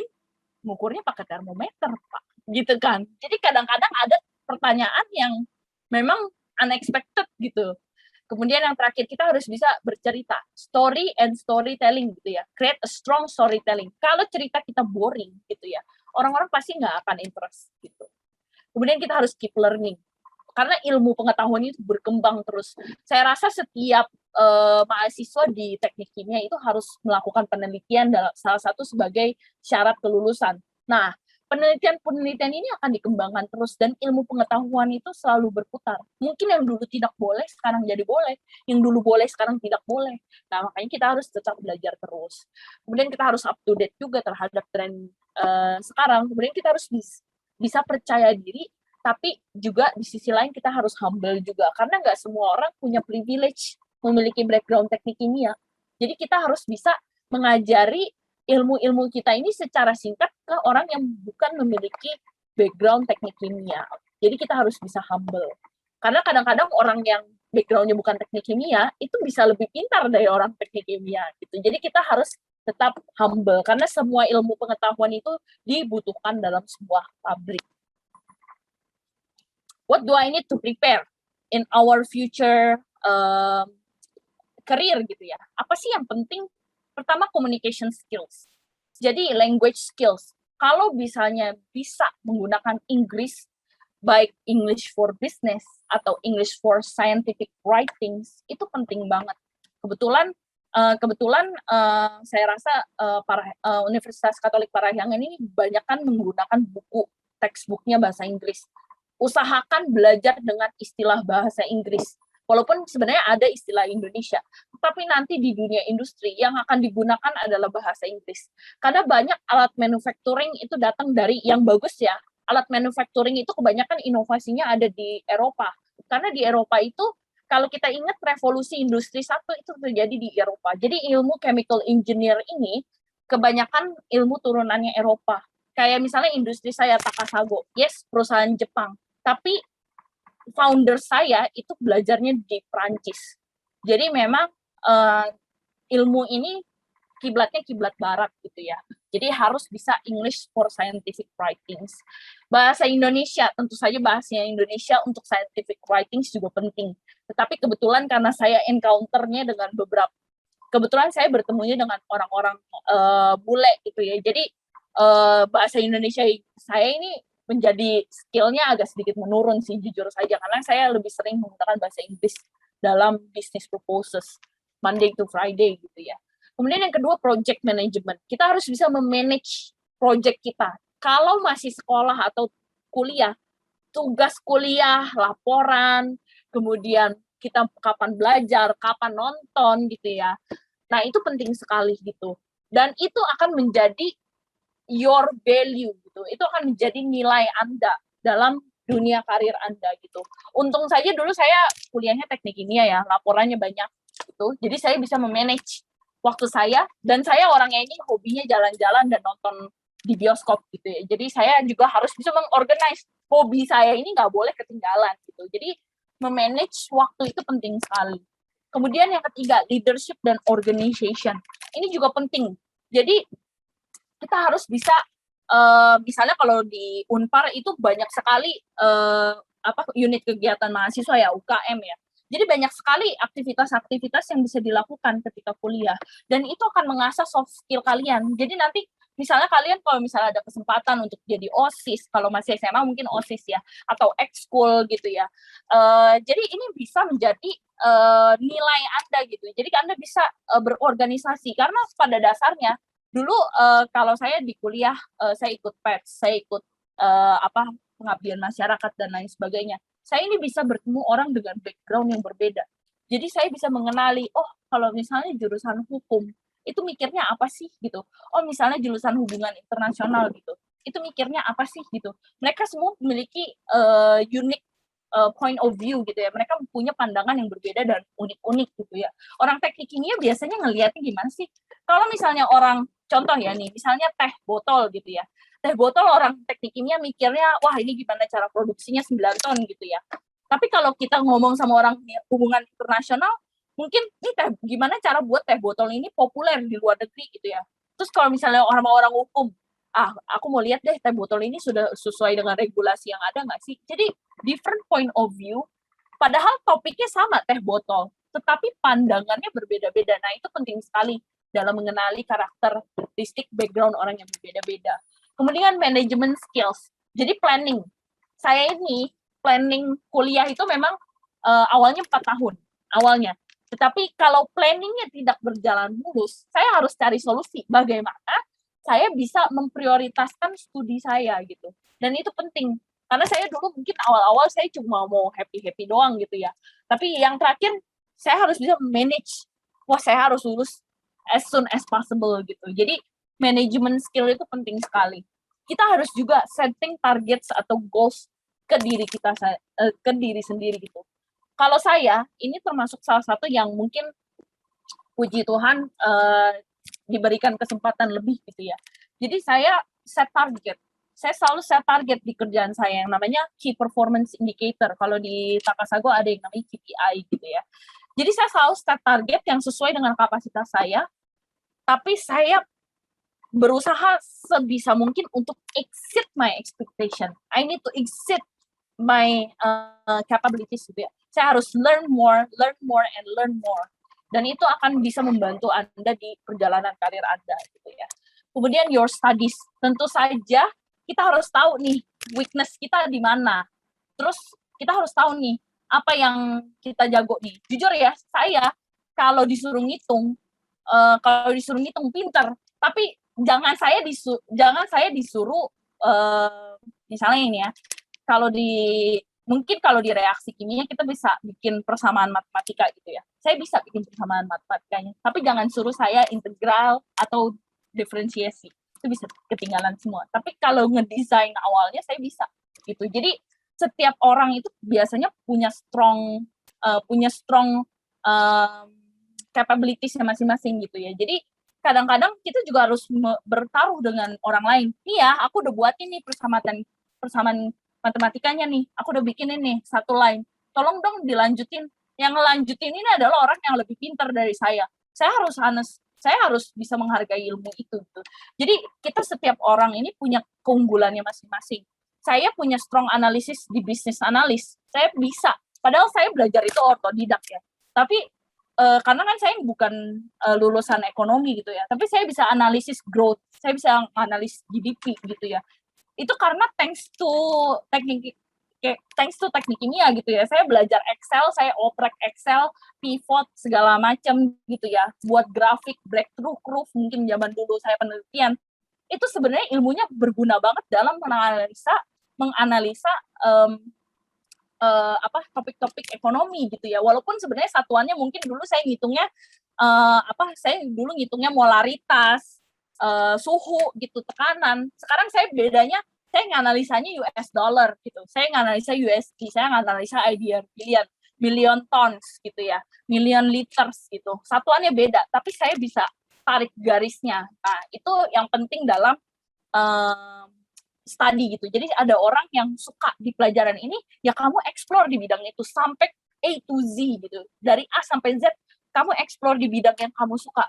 Yang kamu nggak suka, kamu boleh nggak terlalu fokus, nggak apa-apa. Tapi kamu juga harus bisa tahu kulitnya gitu. Jadi harus maintain bagaimana kita bisa fokus di yang kita suka, tapi yang tidak kita suka atau yang mungkin kita kurang gitu. Kita harus taruh effort lebih gitu untuk mengerti di bidang lainnya gitu. Yang terakhir professionalism. Jadi language, gesture gitu itu penting banget. Sopan itu penting. Kalau di dunia bule ya, mungkin kalau bule itu lebih chill gitu. Tapi kalau di perusahaan Jepang itu biasanya mereka lebih mengutamakan respect gitu. Jadi gesture respect perusahaan Indonesia itu juga penting gitu. Tapi kalau attitude, make sure that you are proactive and responsible. Responsible itu penting, bertanggung jawab. Jadi kalau kita udah bilang, oke, minggu depan saya submit hasil resultnya, ya minggu depan saya harus bisa submit. Gitu. Jadi memang harus komitmen dan bertanggung jawab.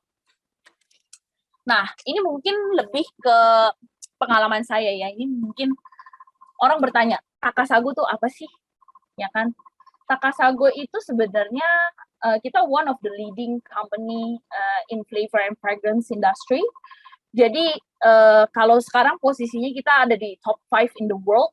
Jadi kita posisinya kelima dan we are the Asian leading flavor and fragrance industry. Jadi kita adalah perusahaan Asia yang paling besar di dunia. Karena yang lain semuanya berasal dari Prancis. Jadi dari 1 sampai ke 4 rankingnya itu Prancis, yang kelima ini Asia, Jepang. Jadi kita bangga dengan itu. Kemudian kalau saya kebetulan divisinya flavor. Flavor tuh apa sih? Kamu kalau beli makanan ya, kalau beli makanan biasanya ada perisa sintetik. Contoh nih ya, ini ada jus leci gitu ya. Kamu kalau lihat sari buahnya itu apel sama pir gitu. Leci dikit lah, 14%. Tapi dia juga jual yang namanya perisa sintetik leci. Nah, perisa sintetik leci ini adalah flavor products. Flavor itu terdiri dari 3. Ada synthetic flavor yang benar-benar dari kimia sintesis kimia. Yang kedua natural identical flavors, ini juga sintetik, sebagian natural gitu, natural identical. Jadi dia sintetik tapi mirip dengan natural. Kemudian ada yang natural flavor yang memang misalnya dari turunan buah leci diproses lagi gitu. Jadi kita ada jual 3. Dan kalau perbedaan sintetik dan natural identical itu biasanya berbeda dari konsentrasi buah leci aslinya gitu ya. Sampai sini ada pertanyaan kah? Well, kita sampai jam 10:30 ya, supaya sisanya bisa tanya jawab. Sisanya tanya jawab, karena saya mau sesinya ini interaktif. Ya. Ada pertanyaan dari adik-adik? Ya, ada pertanyaan kah? Bingung apa sih? Raise. Bisa langsung raise hand. Kita lebih ke interaktif ya. Ini udah mulai masuk ke sesi tanya jawab. Ini boleh langsung nih tanya, kalau enggak saya boleh. Boleh langsung. Kita mulai dari Fine Chemicals dulu aja sih ya. Kalau sebenarnya di Indonesia sendiri Fine Chemicals itu perkembangannya gimana sih, Vel? Apakah nanti ke depannya akan semakin banyak gitu ya pekerjaan-pekerjaan di industri Fine Chemicals atau gimana nih? Of course, absolutely. saya bisa bilang kalau ingat Presiden Jokowi bilang kita mau mengarah ke industri 4.0, itu salah satunya adalah pengembangan industri tidak hanya di bidang IT ya, teknologi, tapi salah satunya adalah teknologi yang berkaitan dengan konsumen. Dan di belakang itu ada yang namanya fine chemicals. Dan kalau saya lihat sih perkembangan fine chemicals sekarang di Indonesia, banyak sekali investor yang baru buka. Kebetulan Takasago ini salah satu yang baru invest di Indonesia senilai 30 juta dolar USD. Kita baru bangun pabrik jadinya tahun 2019. Gitu. Sebelumnya kenapa saya dikontrak under Singapura? Karena memang dulunya pabriknya di Singapura, jadi kita cuma ada sales and marketing division di sini sama R&D. Dan sekarang kebetulan title-nya jadi PT Takasago International Indonesia, karena kita memang pabriknya baru ada di 2019. Dan memang kalau berbicara soal bidang fine chemicals, itu perkembangannya bagus sekali. Tetapi kalau kita bilang fine chemicals itu paling bagus dari mana sih? Seperti yang saya bilang tadi, revolusi industri. Jadi memang kebanyakan di Indonesia yang tersedia itu perusahaan-perusahaan internasional ya, multinational company yang menyediakan fine chemicals seperti itu. Ya, oke. Jadi makin banyak ya nanti ya peluang kerjanya ke sana. Oke, ini ada pertanyaan nih dari Yudith dari SMA Cintara Kasih Jakarta kalau nggak salah ya. Jadi dia agak kepo nih katanya, Kak, kalau Takasago sendiri tuh pernah jualin ke perusahaan besar mana aja sih? Gitu. Dia pengen tahu nih. You name it. Almost every FMCG industry ya. Indomie pasti ada ya. Iya. Jadi kita banyak. Jadi kalau produk makanan dan minuman hampir bisa dibilang kita supply semua. Mau Mayora, Garuda Food, Unilever, Otsuka, ayo sebut lagi. Intinya kalau bisa dirasa sama bisa dicium, dari Takasago semua gitu ya. Hampir bisa dibilang seperti itu. Kita tentu saja ada kompetitor lainnya gitu, tapi sebagai Asian leading global flavors industry, kita tentu ngerti dengan rasa yang diinginkan oleh konsumen Indonesia. Jadi bisa dibilang ya barang kita juga banyak di Indonesia seperti itu. Iya. Jadi banyak banget ya Yudith ya. Jadi kalau tertarik, boleh. Tertarik. Jadi nih kemudian nih tadi kan Feli udah ngomong ya skill-skill di komunikasi segala macem gitu kan ya. Tadi ditekankan presentasi nih yang harus diinikan ya. Kita tahu ya kalau misalkan karakteristik orang teknik itu biasanya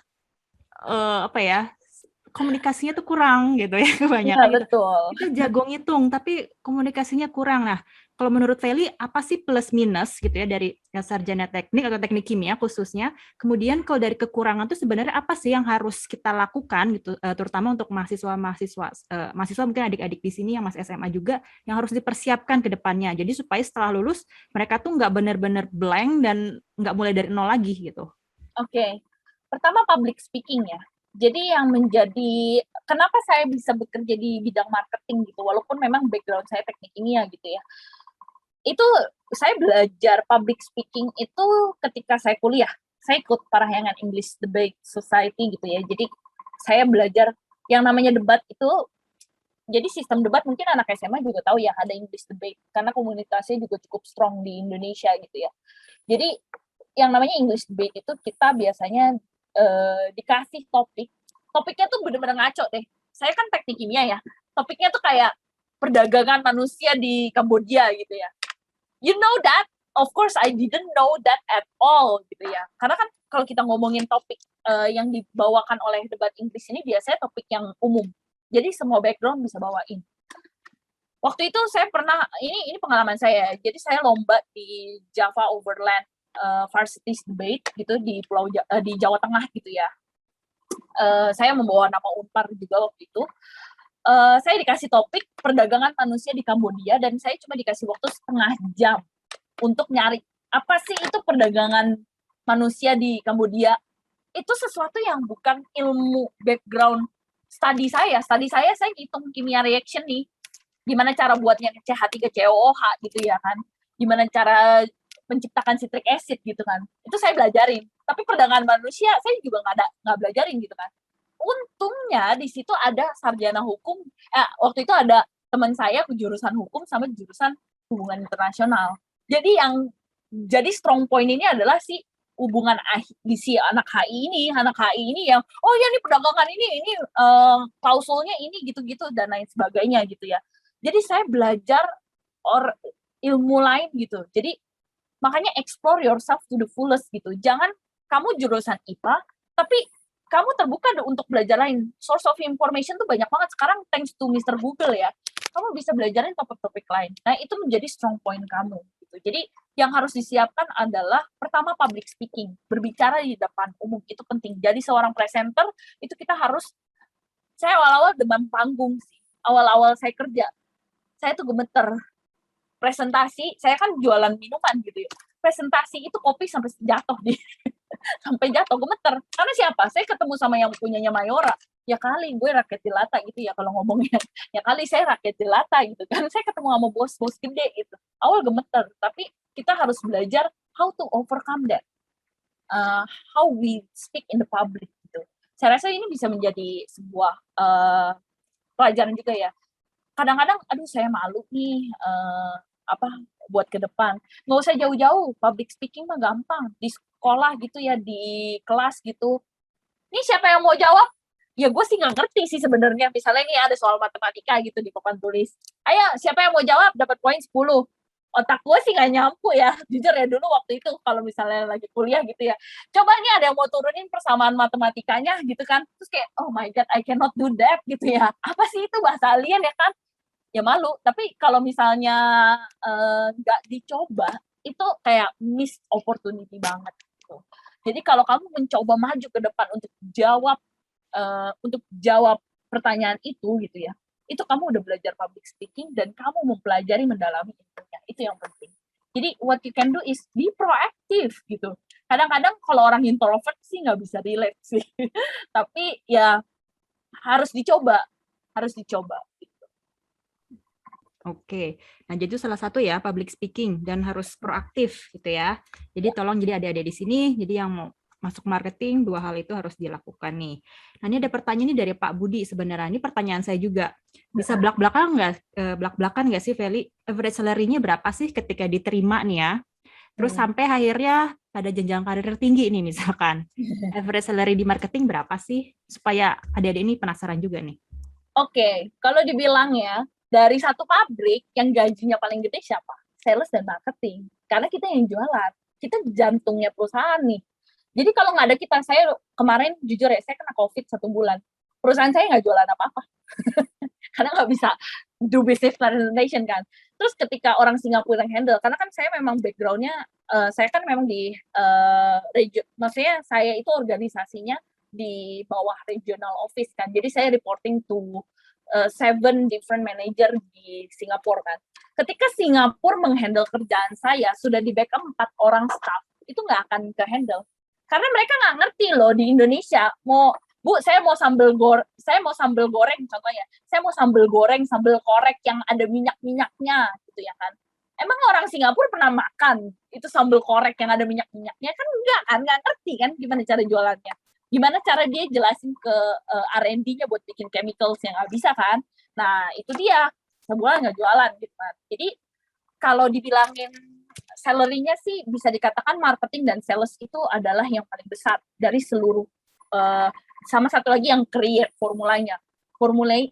Chemical engineering formulation itu juga gajinya paling gede. Jadi kalau di industri kimia yang paling gede adalah inventornya, orang R&D gitu ya, orang yang scale up dari lab ke pabrik gitu ya, sama orang yang menjual. Itu 2 yang paling gede. Saya dulu masuk ke teknik kimia juga karena melihat potensial itu gitu. Jadi karena kita ilmunya very spesifik, kita tuh gabungan teknik mesin, teknik fisika, kimia gitu ya. Terus tapi kita juga belajar kimia organik dan kimia anorganik gitu ya, which is itu juga bagian dari kimia murni. We are a whole complete package gitu. Jadi makanya kenapa jurusan teknik kimia itu lebih versatile, lebih bisa digunakan di seluruh bidang. Pertama, kedua, average salary-nya saya fluktuatif gajiannya setiap bulan tergantung kurs ya. Jadi saya digaji dengan JPY gitu. Saya digaji dengan JPY. Pas saya starting jadi marketing assistant itu masih pakai IDR. Saya masih gajian pakai BCA gitu ya.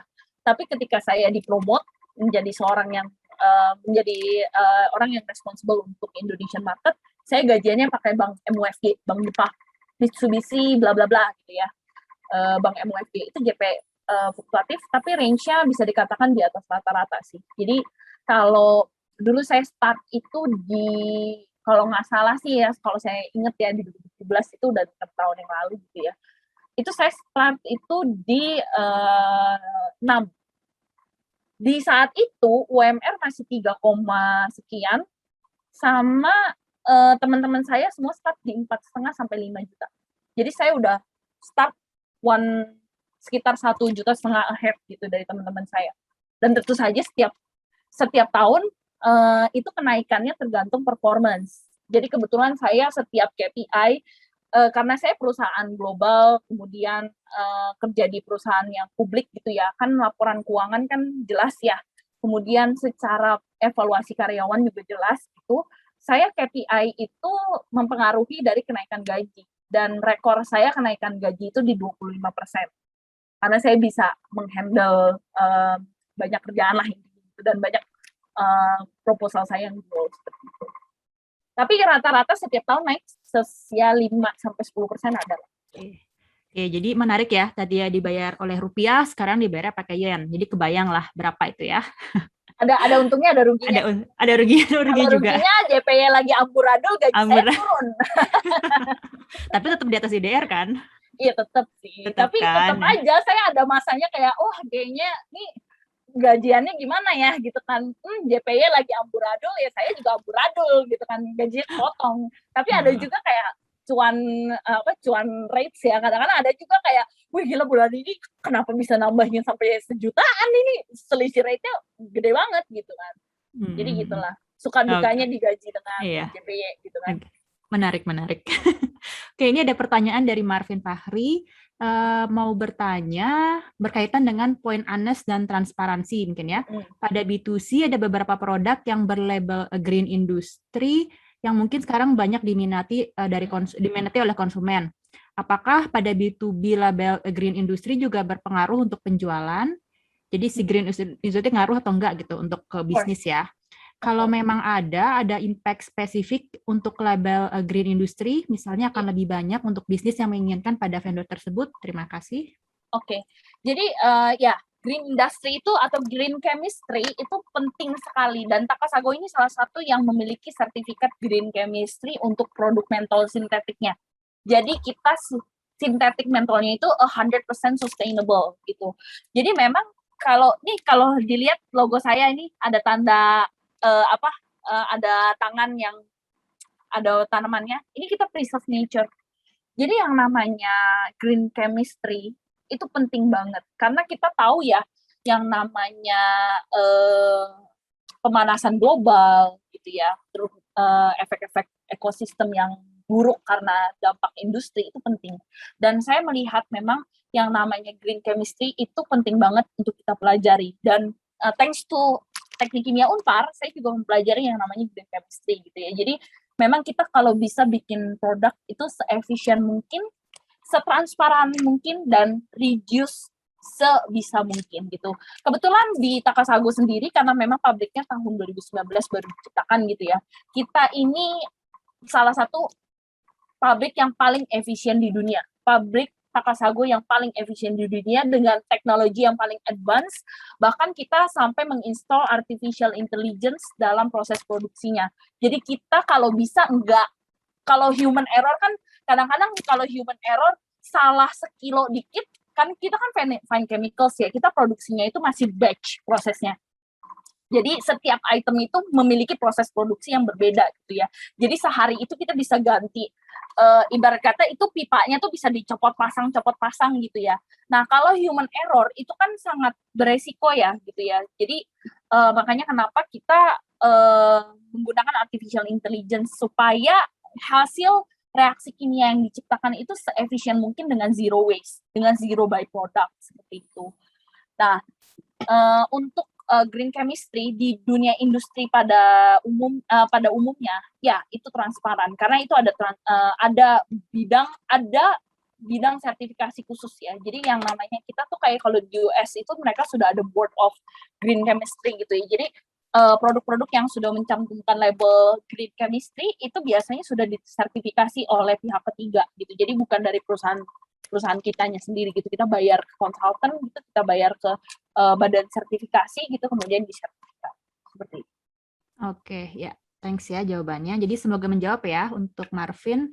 Kemudian ada pertanyaan dari Bernard nih. Kak, izin bertanya, apakah ada tips untuk mempelajari lebih dalam terhadap perusahaan lawan gitu ataupun perusahaan customer? Makasih. Jadi gimana sih supaya tahu tentang perusahaan kompetitor sama customer? Pertama buka kuping ya. Jadi kita harus bisa dengar. Dan kalau yang namanya koneksi itu penting ya. Jadi kalau di industri ini kan kita punya customer gitu. Kadang kalau emotional connection terhadap customer yang udah deket nih. Misalnya saya jujur nih, saya deket banget dengan R&D-nya orang tua grup gitu ya. Dia bisa curhat, aduh nih gue beli barangnya dia nih gak nyampe-nyampe nih. Dia bisa curhat karena you have the emotional connection sama customer. Yes, kita profesional kalau yang namanya bisnis itu kan profesional gitu ya. Tetapi ketika kita udah kayak tiap minggu ketemu 2 kali, seminggu 2 kali ketemu kan pasti deket kan. Otomatis kita kan jadi teman gitu kan. Kadang-kadang kita bisa dengar dari situ. Kalau di industri sebenarnya. Kemudian yang kedua, secara profesional biasanya kita bisa lihat dari LinkedIn. Terus kita bisa lihat dari website customer competitors. Kita breakdown. Kita benar-benar breakdown. Secara, oh dia nih lagi banyak posting tentang plant-based meal, segala macam gitu ya. Nah, itu bisa kita lihat dari situ gitu. Jadi analisa sih. Biasanya kalau pengalaman saya sih saya menggunakan ya LinkedIn, terus kemudian website company-nya, terus dengar-dengar juga isu yang ada di market gitu. Dan bahkan kalau kalian tahu ya, jadi kita pengalaman tahun 2017 itu BASF, jadi BASF itu ada satu pabriknya yang meledak di Eropa. Jadi pabriknya itu adalah salah satu ingredient citrus atau jeruk. Nah, itu karena pabriknya meledak berpengaruh terhadap global supply. Nah, kalau kayak gitu, berpengaruh dengan global supply, gak ada lagi orang yang bisa bikin kayak dia gitu ya. Kita juga pasti efeknya ke bawah gitu efeknya, sampai ke Indonesia juga berasa. Dulu barangnya sekilo cuma mungkin $6 gitu. Waktu itu at the point naiknya sampai $89 and nobody can afford that gitu. Karena nggak bisa bikin, pabriknya meledak. Bikin pabrik kan nggak 2 hari jadi ya, gitu kan. Jadi itu gimana? Nah, sebagai seorang yang bergerak di bidang fine chemicals, kita harus mencari solusinya. Semua saintis di seluruh dunia itu berpikir bagaimana kita mengganti produk ini dengan yang sintetik. Itu penting. Jadi memang kalau dibilang ya harus tetap update sih. Green chemistry itu penting banget. Oke. Kalau research marketing kan sekarang suka ada third party tuh kayak Nielsen gitu ya. Itu bisa provide juga nggak sih? Of course. So, saya nih bekerja dengan data-data dari Nielsen, Euromonitor International, Mintel Innova Market Insights. Jadi, saya ini adalah orang yang menganalisa data. Jadi, misalnya Nielsen itu publish report, saya analisa gitu. Sometimes datanya Nielsen, kalau saya bilang sih Nielsen cukup kredibilitasnya cukup tinggi ya. Tapi kalau misalnya data Euromonitor International, mungkin karena dia strongnya di Europe gitu ya. Kadang-kadang saya harus bisa filter. Ini kayaknya datanya kurang valid gitu ya. Saya harus ambil lagi dari Nielsen, kemudian saya harus pelajarin lagi. Dan Nielsen itu a very good partner ya. Jadi datanya bagus banget research-nya. Gitu. Oke. Ya, kita harus bisa baca analisanya. Harus bisa. Karena kan grafik itu penting banget. Itu anak tekim harus tahu lah ya kalau untuk analisa baca grafik. Kita kan biasa bikin grafik kecepatan laju reaksi gitu-gitu kan. Sekarang bedanya kalau Nielsen biasa kasih ke saya reportnya US dollar gitu, penjualan dalam million liters gitu ya. Tapi kita tetap harus bisa baca grafik. Oke. Ini ada pertanyaan lagi. Sorry ya, saya tidak tahu siapa yang bertanya ini. Izin bertanya, Kak, biasanya perusahaan besar itu mendapatkan fine chemical atau commodity chemical dari pembelian atau perusahaan besar itu sendiri yang memproduksi? Dari pembelian. Jadi misalnya Unilever butuh citric acid, dia akan cari perusahaan citric acid. Kalau misalnya Unilever butuh flavor gitu ya, misalnya Buah Vita butuh flavor gitu ya, preset sintetik rasa baru gitu, rasa mangga, rasa pisang gitu ya, pasti dia akan cari Takasago gitu, karena Takasago jualan. fine chemicals untuk flavor gitu. Dan biasanya yang tadi saya bilang, kalau misalnya fine chemicals itu kan very spesifik ya, rasa buah vita kan nggak mungkin sama dengan rasa jus ABC, bukan. Jadi kita ada yang namanya trade secrets. Pertama, yang kedua selain itu kita benar-benar specifically made for dia gitu, exclusive contract gitu. Seperti itu sih.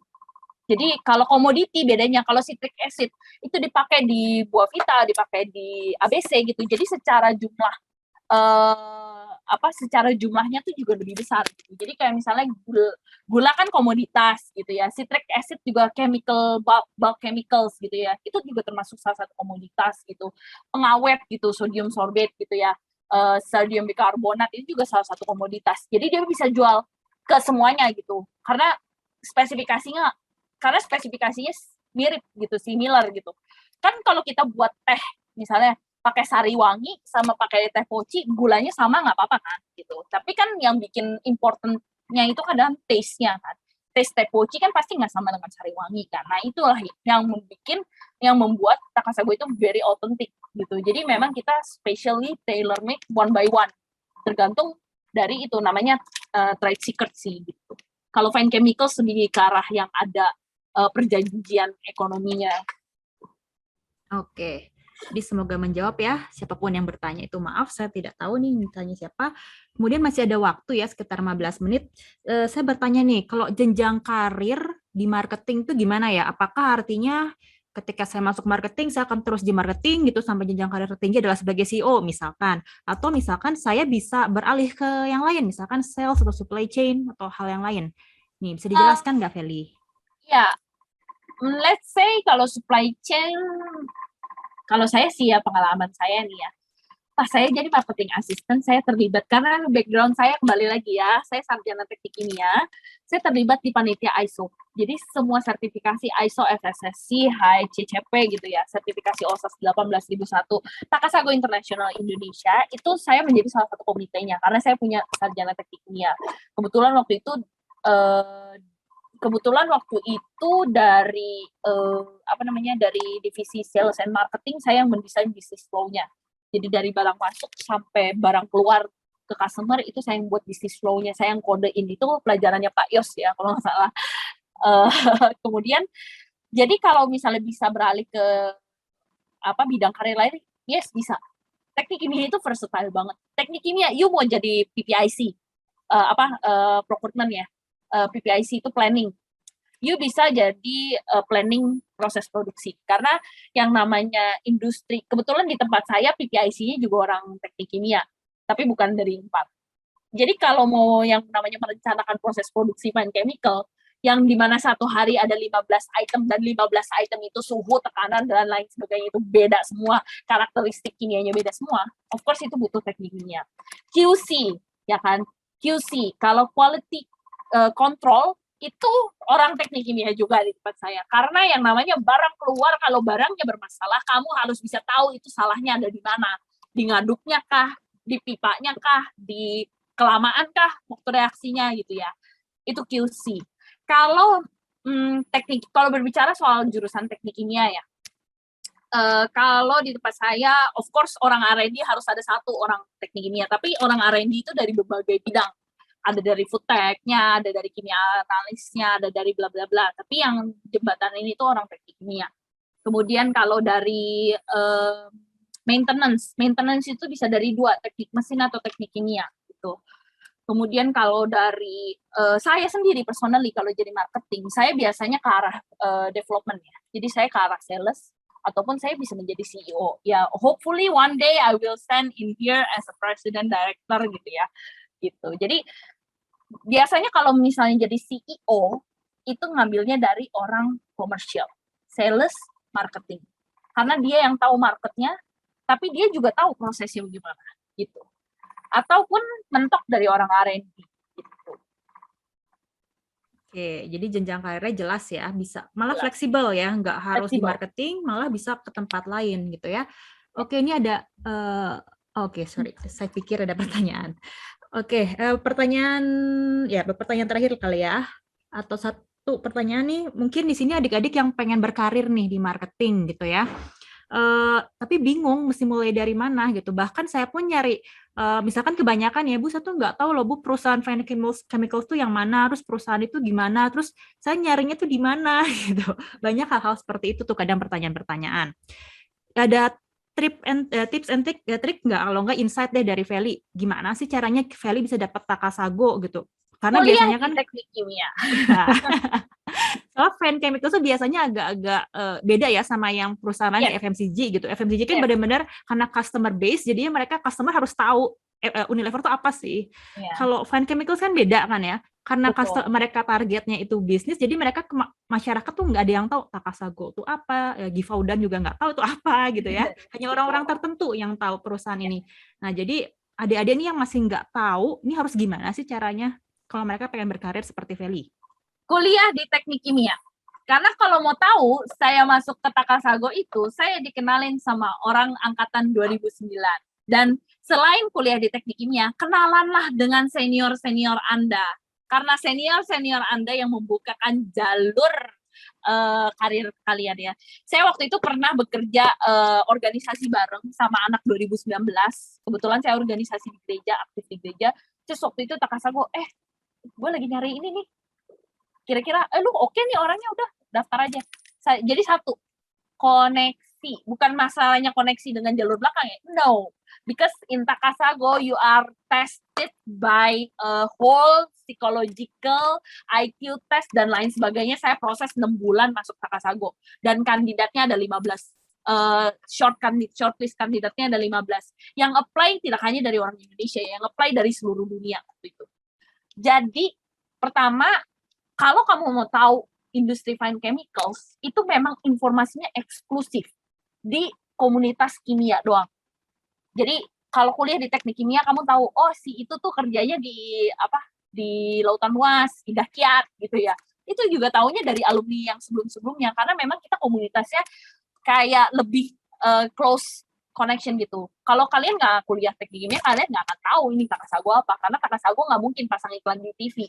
Nggak guna gitu, orang nggak bisa pakai barang kita gitu kan, karena kita jualannya tonase gitu kan. Jadi yang pertama adalah komunitas. Jadi kalau bisa dibilang sih fine chemicals ini dari namanya aja fine chemicals gitu ya, it's very fine, tailor made gitu. Jadi memang taunya adalah dari komunitas kimia gitu. Saya juga dulu nggak tahu Takasago apa, pas kuliah apalagi nggak tahu apa-apa. Tapi ya itu, dari saya nggak tahu, saya join pertama itu saya nggak tahu adalah Takasago itu adalah one of the leading company in the world. Nggak. Saya pikir, oh yaudahlah saya masuk apa aja yang gitu, yang penting kerja. Terus begitu tahu, wow, I working in one of the leading company in the world. And I encounter with a lot of popular and important person in the world juga. Gitu. Oke. Kalau di LinkedIn nggak ada ya? Misalnya LinkedIn ada. LinkedIn Silakan ada. kunjungi Oke. LinkedIn, cari Takasago. Takasago ada 2, jadi di LinkedIn ada yang ada US base, sama ada yang Japanese base di Takasago International Corporation. Ini nanti saya ketik ya, karena nggak semua orang tahu.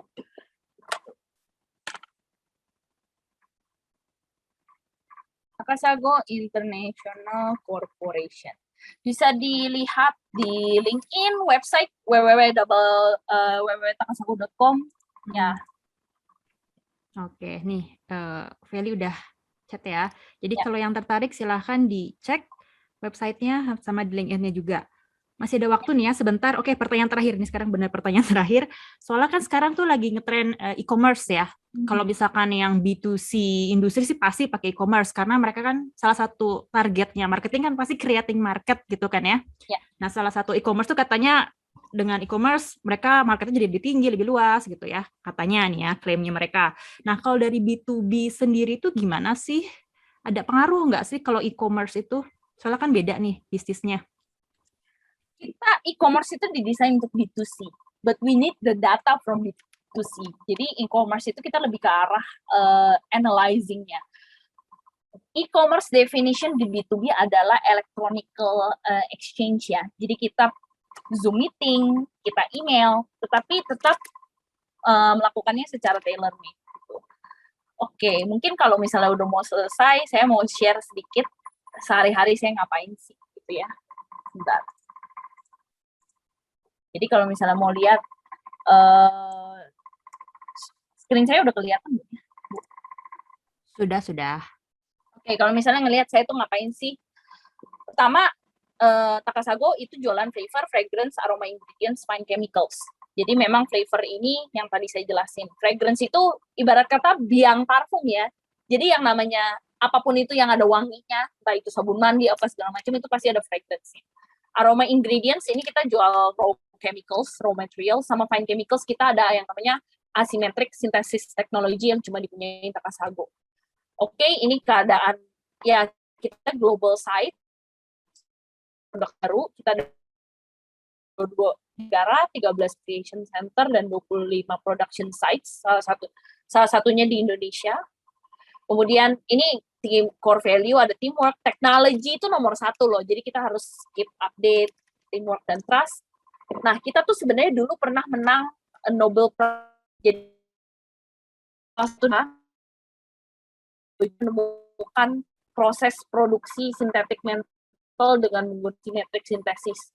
Jadi asymmetric synthesis, semua barang di dunia ini, hampir saya bilang di dunia ini yang menggunakan mentol yang ada pedes-pedesnya dan sintetik itu pasti datang dari kita, karena kita yang punya Nobel Prize-nya, kita yang punya patennya. Gitu.